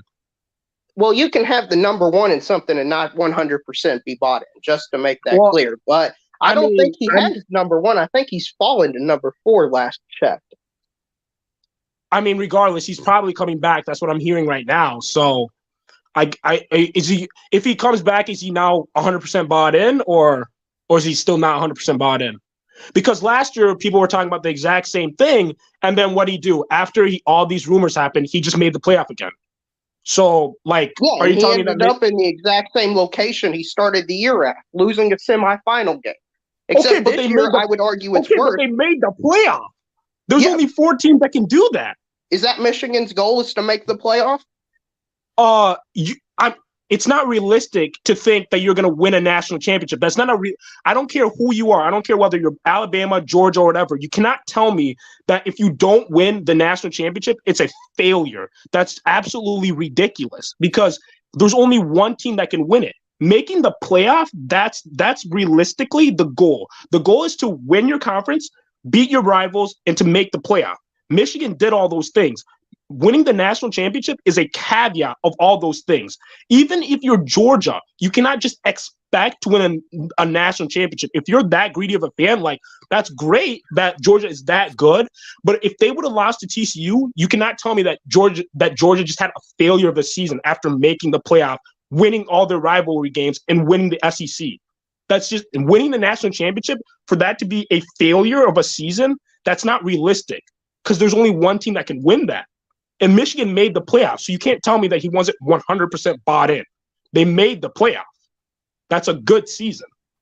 Okay. Maybe failure is a strong word. I'll agree with you. Failure is a strong word, but I'm pretty sure Mark can correct me if I'm wrong. Jim Harbaugh, media days, what would it be, last year, had 4 goals he mentioned. One was to beat Michigan State, beat Ohio State, make the playoffs, and win the national championship. Am I correct in that, Mark? Yes. So if Jim Harbaugh states those are his goals for his team, and he doesn't meet his goals, what does that say?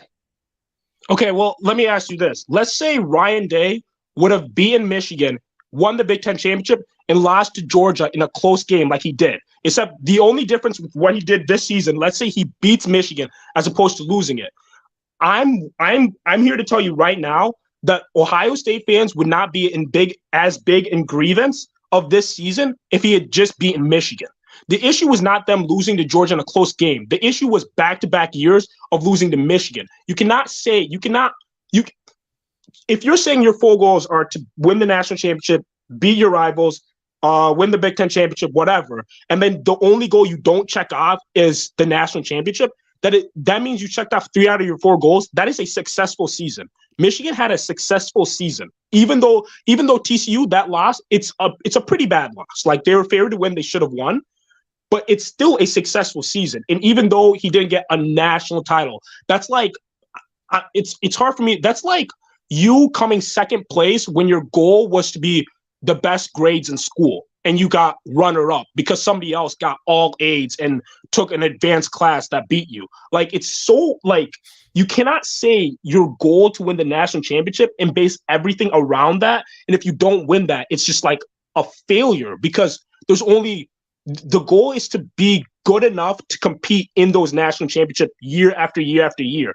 And if you don't get it, sure, that's obviously not what you want to do. But if you can get there, if you can give yourself the opportunity by making the playoff and completing your other goals, that is a successful season. So he didn't win the national championship, but he had a good season. And for you to say he wasn't 100% committed and still was able to do that, that doesn't make any sense. I don't understand how the 100% committed thing. I just don't understand where the confusion is in, because I know for me, now maybe people are different. I can't be 100% committed into something if I'm looking at other places. Now maybe Jim Harbaugh's the exception. I just don't know many people like that, but still. And listen, Michigan's goals are lofty, but they're Michigan. If they don't want to win the national championship, then don't state that as your goal entering the season. Just say, hey, our goal is to go into the playoffs and end up in the same place we were last year. Well, obviously, everybody's goal is going to be to win a national championship. Everybody's going to want to do that. But, like, it's not something that you can, like, winning a national championship is not something that you can say, if we don't get it, we failed. The fact that he was able to get the opportunity to even get the opportunity to win a national championship means he wasn't non-committed to the season. Sure, he was looking at the Vikings or whatever last season, but after that was done, he was obviously committed enough to make the playoffs. Because I'm telling you, being a coach is a hard enough job. If you're not fully committed, you're not making the playoff. It's quite that. It's pretty simple. So if he wasn't fully committed, he wouldn't have beaten Ohio State. He wouldn't have made the playoff. Yeah, well, I'm talking about last season. I don't think he was fully committed during that But he time made the period. playoff. I think he reset himself to be fully committed. But in this current moment, I don't think he's fully committed because he's looking at other places. Okay, Well, I so don't when he know comes that we're back, gonna he'll be come to fully an committed, and we agreement won't have on an this, issue. this point about Jim Harbaugh. So, the real MVP says that he doesn't believe Jim Harbaugh is fully committed. TriStar says that Jim Harbaugh is fully committed. How are we going to settle the score on that one? We're not. So, do we have any other closing comments on either side on this one? Yeah, I would like to make a correction for the record, Mark, because we're a factual show, right, Mark? Yes, we are. Michigan is ranked 6th in the transfer recruiting rankings according to 24/7 Sports. So, taking a tumble there, Mark. They were 1, now they're 6. Okay, so if he does come back, are you going to still say, oh, he's not fully committed? I don't know at that current point in time. Well, you didn't know at that current point in the time when he came back last year, and what did he do? He just made the playoff again. Right, but so last year when he was looking at other jobs, I didn't think he was fully committed. When he said, I'm going to stay with Michigan, and then I saw how they played on the football field, I thought they were committed. Mark, I'm sure you remember, I even said, I believe it was to a Michigan fan, that I thought Michigan looked better than Ohio State before they played, right? You remember that? So I think Michigan can be bought in again. It's just, for me, if I was the athletic director or a coaching staff for some of these players, it would be exhausting to me to constantly hear my head coach be in these rumors. Well, I mean, when he's constantly bringing you to where you want to be, I don't see the issue. And if on a yearly event we have this, but every single time he gives me the opportunity to win a national championship, why would I complain? Well, I guess it just depends where your goals are at. If Michigan goals are to have a chance to be in the playoffs, then they're fine. How many teams win a national championship every year? Over and over. Yeah, I know. I don't have anything new to say, Mark. I guess I'll head out. It was good talking to a Michigan man. All right, TriStar. Is there anything else that you wanted to hit on before you say goodnight? Well, I want to hear your thoughts. Okay, here are my thoughts on this. It's Jim Harbaugh's right to interview for other jobs. My issue with what he's done both this offseason and especially last offseason was he needs to be more exact with his words. He needs to understand that he cannot state things and then have it be obvious based on the way things play out that he wasn't necessarily telling the truth. You know, he unnecessarily states things. He doesn't need to state those things. All he needs to do is say that I love Michigan, I love coaching here, and that's pretty much where he needs to leave that. He can't make any empty promises about that he's committed to Michigan if that's not the case. So I would agree. That's been an issue. But in regards to his commitment, I have no doubt that Jim Harbaugh loves being the head coach at Michigan. And if somebody was going to ask me what coaches love their schools more than any, I wouldn't know to answer that, as no one would. But if I were to guess, Jim Harbaugh would be near the top of that list. I know that he loves the University of Michigan. That's obvious. He went to school there. He played there. His idol in life, besides his father, is Bo Schembechler. So he is both doing something that he wants to do, but he also has interest in going back to the NFL, and both can be true. So the only thing that I kind of question and find interesting is, why is he the only guy?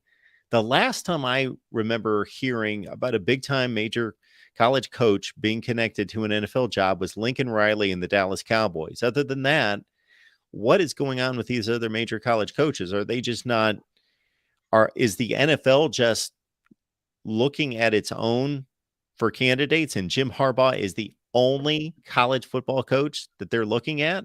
So why is his name always out there and nobody else's?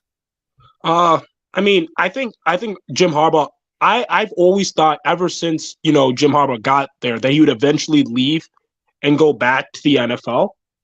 So I mean, he obviously wants a job there. That's why he looks there every time. And it's also because, he's had success there. His stint at 49ers was pretty good. So I think those two particular reasons he wants in, and I'm sure he gets people who want him there too. So I don't know why any other coaches haven't, but I know that's probably why he's always in the mix. Like, we don't hear Dabo Sweeney, Kirby Smart, Nick Saban, fill in the blank, Lincoln Riley's talking to the Broncos and talking to the Panthers and talking to whomever else. Like, we don't hear that. Yeah, that's true. I mean, to be fair, Nick Saban's NFL run did not go the best. Well, it wasn't bad. Like that gets completely overblown. But anyway. Oh, I don't really remember. I don't even remember him in the NFL, to be fair. Coached 2 seasons, he went 8-8 and 7-9. People talk about it like he, didn't win a game. All right, TriStar, I appreciate you being here. Wait, I was gonna say one thing. I think you said the TCU the Michigan interceptions that they got in TCU were 2 drops. I think one of the 2 was Junior Colson broke up the pass, and then it got tipped up to Rod Moore, and he got the diving interception. I think that was one of the interceptions. Okay. I also do think there's I'm obviously TCU deserved to win that game. No, I'm not taking any credit. I do think there's a difference between pick sixes as opposed to just regular interceptions as well. Well, yeah, there is a difference. Yeah, but that's all I want to say. One of them produces points and the other one doesn't. Yeah. All right, TriStar. All right, peace. Have a good night. All right, 2 callers on the line. Let's get to them. We got Nick on the line. Welcome to the Voice of College Football. Hey, Mark. Hey, Nick. How are you? Okay, Nick's gone. Now we got Zachary on the line. Zachary. Hey, how you doing, Mark? I am doing just fine. What's going on tonight? Oh, I'm just sitting around thinking about these Georgia Bulldogs fans, and you know what? I want to give a congratulations to them. They deserve that win. They had dominated performance. 65-7. That was a boring game, but yeah, it was a boring game. I do want to, check these Georgia fans, and all these Georgia fans are saying three-peat.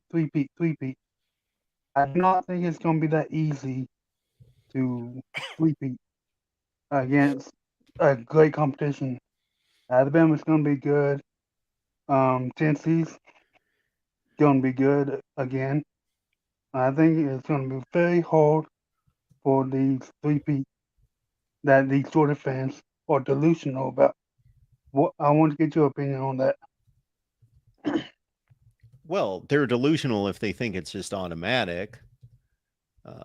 Then they don't really understand the difficulty of football and all the variables that can go wrong. But if they're just believing that they can three-peat, then certainly, yeah, Georgia's right now got the best program in the country. And just about every contending team is not bringing back its starting quarterback. So Georgia's in that same boat, but just about everybody else is as well. Alabama, Clemson, Ohio State not bringing back starting quarterbacks. USC is, Oregon is, Michigan is. But Georgia's got the best roster in the country, and Alabama's right there as well, and Ohio State probably in third place. Yeah, it's just people make fun of Tennessee because we had a little celebration when we beat Bama, and they said enjoy the win, and now Georgia is doing the exact same thing about we're going back to back to back, and I mean I hate to say this, but the only reason that they might even have a chance to do that is because they'll cupcake schedule. Yeah, I'm looking at it right now. They don't have a tough non-conference game. They've got UAB, Ball State, and the openers against Tennessee State, I believe, or Tennessee Martin. Yeah, you got Tennessee Martin, Ball State, and UAB, along with Georgia Tech, is the non-conference schedule.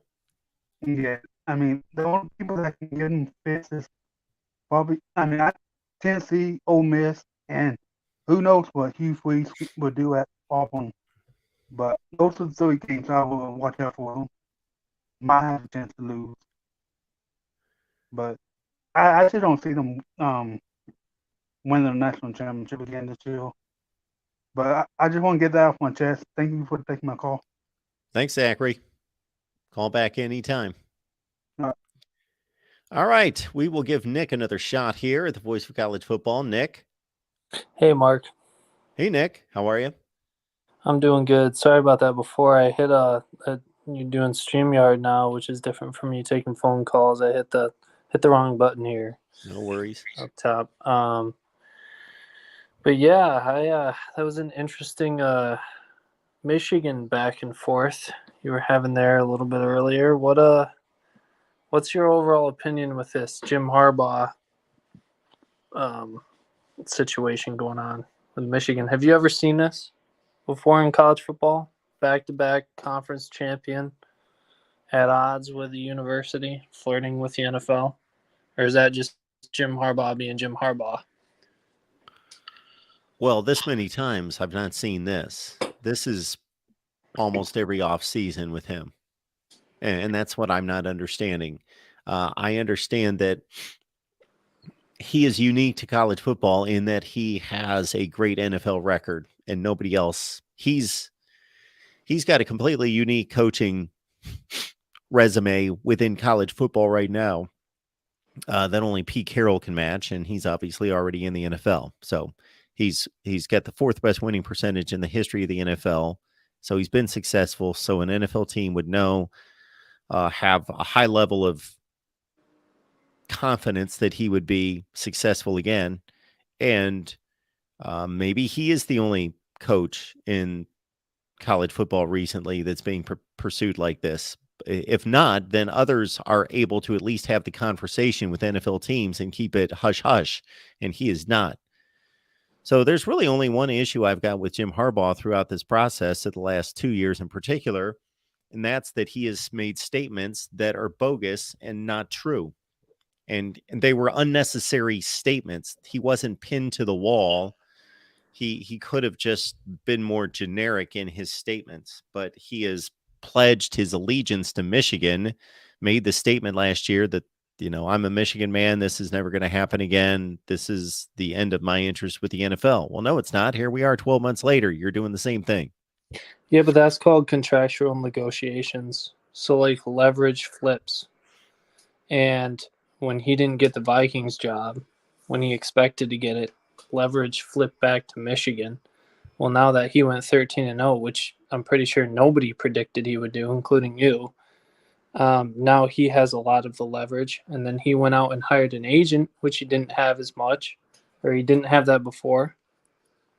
So now the NCAA comes down with these bogus allegations and all this clown show stuff, but he's still winning at a level that 99% of the population involved in college football said he couldn't do, especially back-to-back. So now he has that leverage, and people don't expect him to wield it.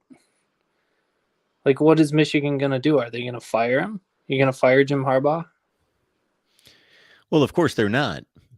But that's on Ward Manuel. If he didn't want Jim Harbaugh to do this again, he should have negotiated a contract that was in better interest of Michigan to prevent him from doing this.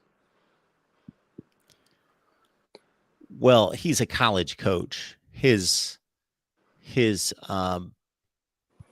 opportunity and the ceiling on his negotiations and his ability to earn money is higher in the NFL. So if I'm Michigan, I am not paying him outside of the fair market price to keep him as head coach. I'm not doing that. What's the price tag on a college coach who, like you just said, it's extremely rare for a college coach to have a successful track record in the NFL. So with that considered, what is the amount of money per year that you would pay a head coach to compete for national titles? Well, that is to Jim Harbaugh's credit. That's not to Michigan's benefit, though. But that's the situation that Ward Manuel's in right now. Exactly. If I'm Michigan, I could care less what Jim Harbaugh's success rate in the NFL is. That doesn't help me. I would rather have Kirby Smart or Dabo Sweeney, who is solely successful in college, and I don't have to deal with this every year. You can't get those guys, though, as Michigan. Absolutely. Well, we don't believe so. No. So okay, but you have a coach right now who is your head coach, who is giving you an opportunity to compete for national titles. Yes. So what does he want? So here's the deal. This is the only point where I side to a certain extent with Jim Harbaugh and can see that he's holding some kind of grudge. And that's that he was hired. He outperformed the expectations early on. He lifted this to a 10-win team immediately, and they were riding the trajectory up. And then it stalled, and he couldn't get past Ohio State. He couldn't win the Big Ten, but he was still winning 9 and 10 games a year. And so they put up with that.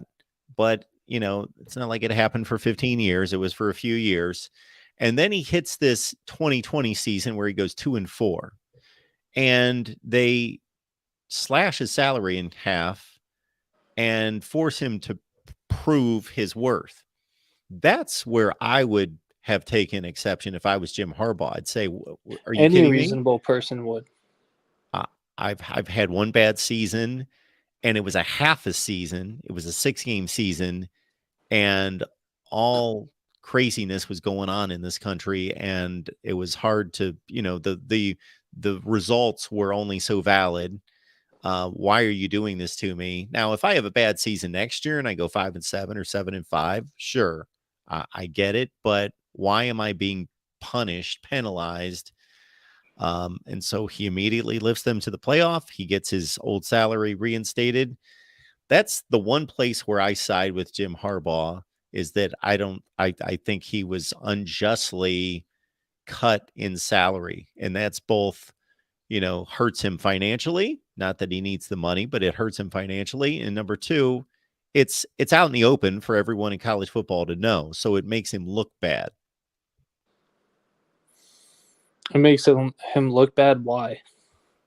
Well, I don't mean it makes him look bad. I mean that everyone knows his business. Everyone. What do you mean everyone knows? I'm not following. That if let's say my former employer didn't like my my work performance, but they were going to keep me anyway and kind of put me on a probationary standpoint. And they slashed my salary. Nobody's going to know that. Only that's between me and the employer. But because of the nature of the job, everyone knows everybody's laundry and everybody knows what's going on in Michigan between Michigan and Jim Harbaugh. So the embarrassment of him being put out there and having his pay slashed in half is out there.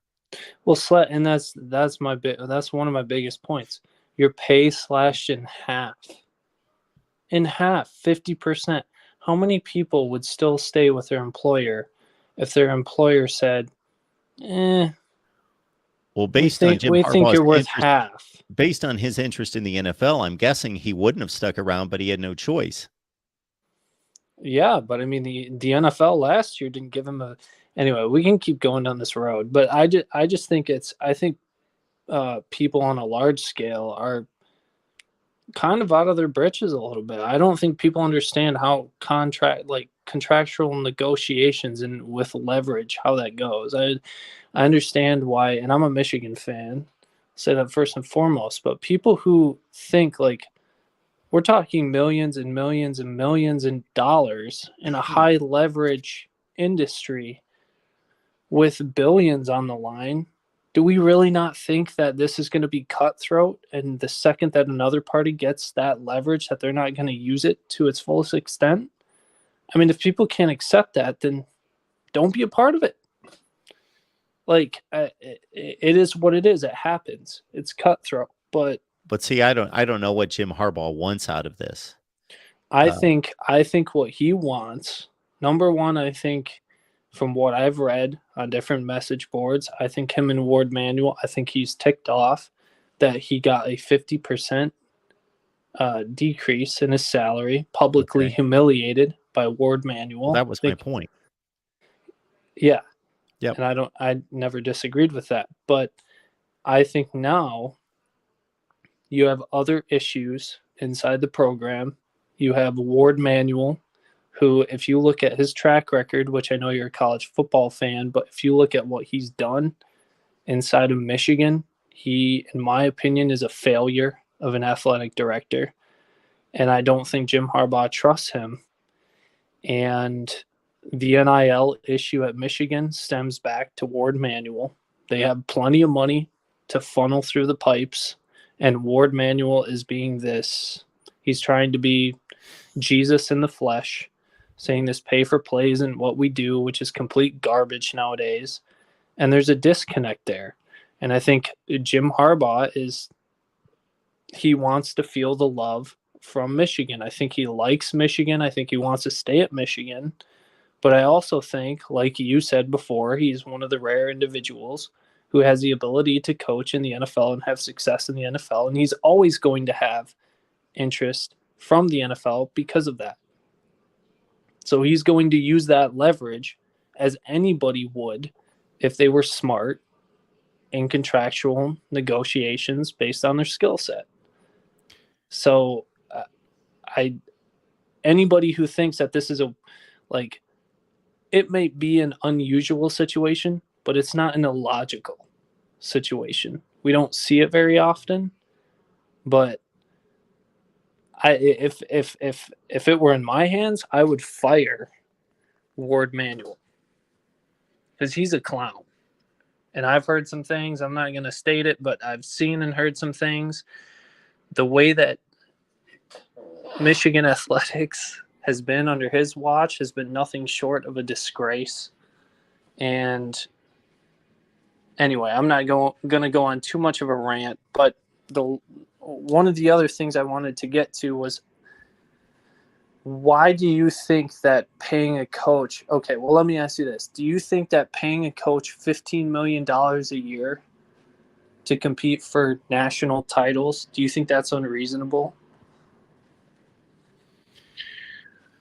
Well, if you're just looking at the economics of how much prestige, how much money, attention, enrollment, all the benefits of having a national championship caliber football program brings to the university, then it's not unreasonable.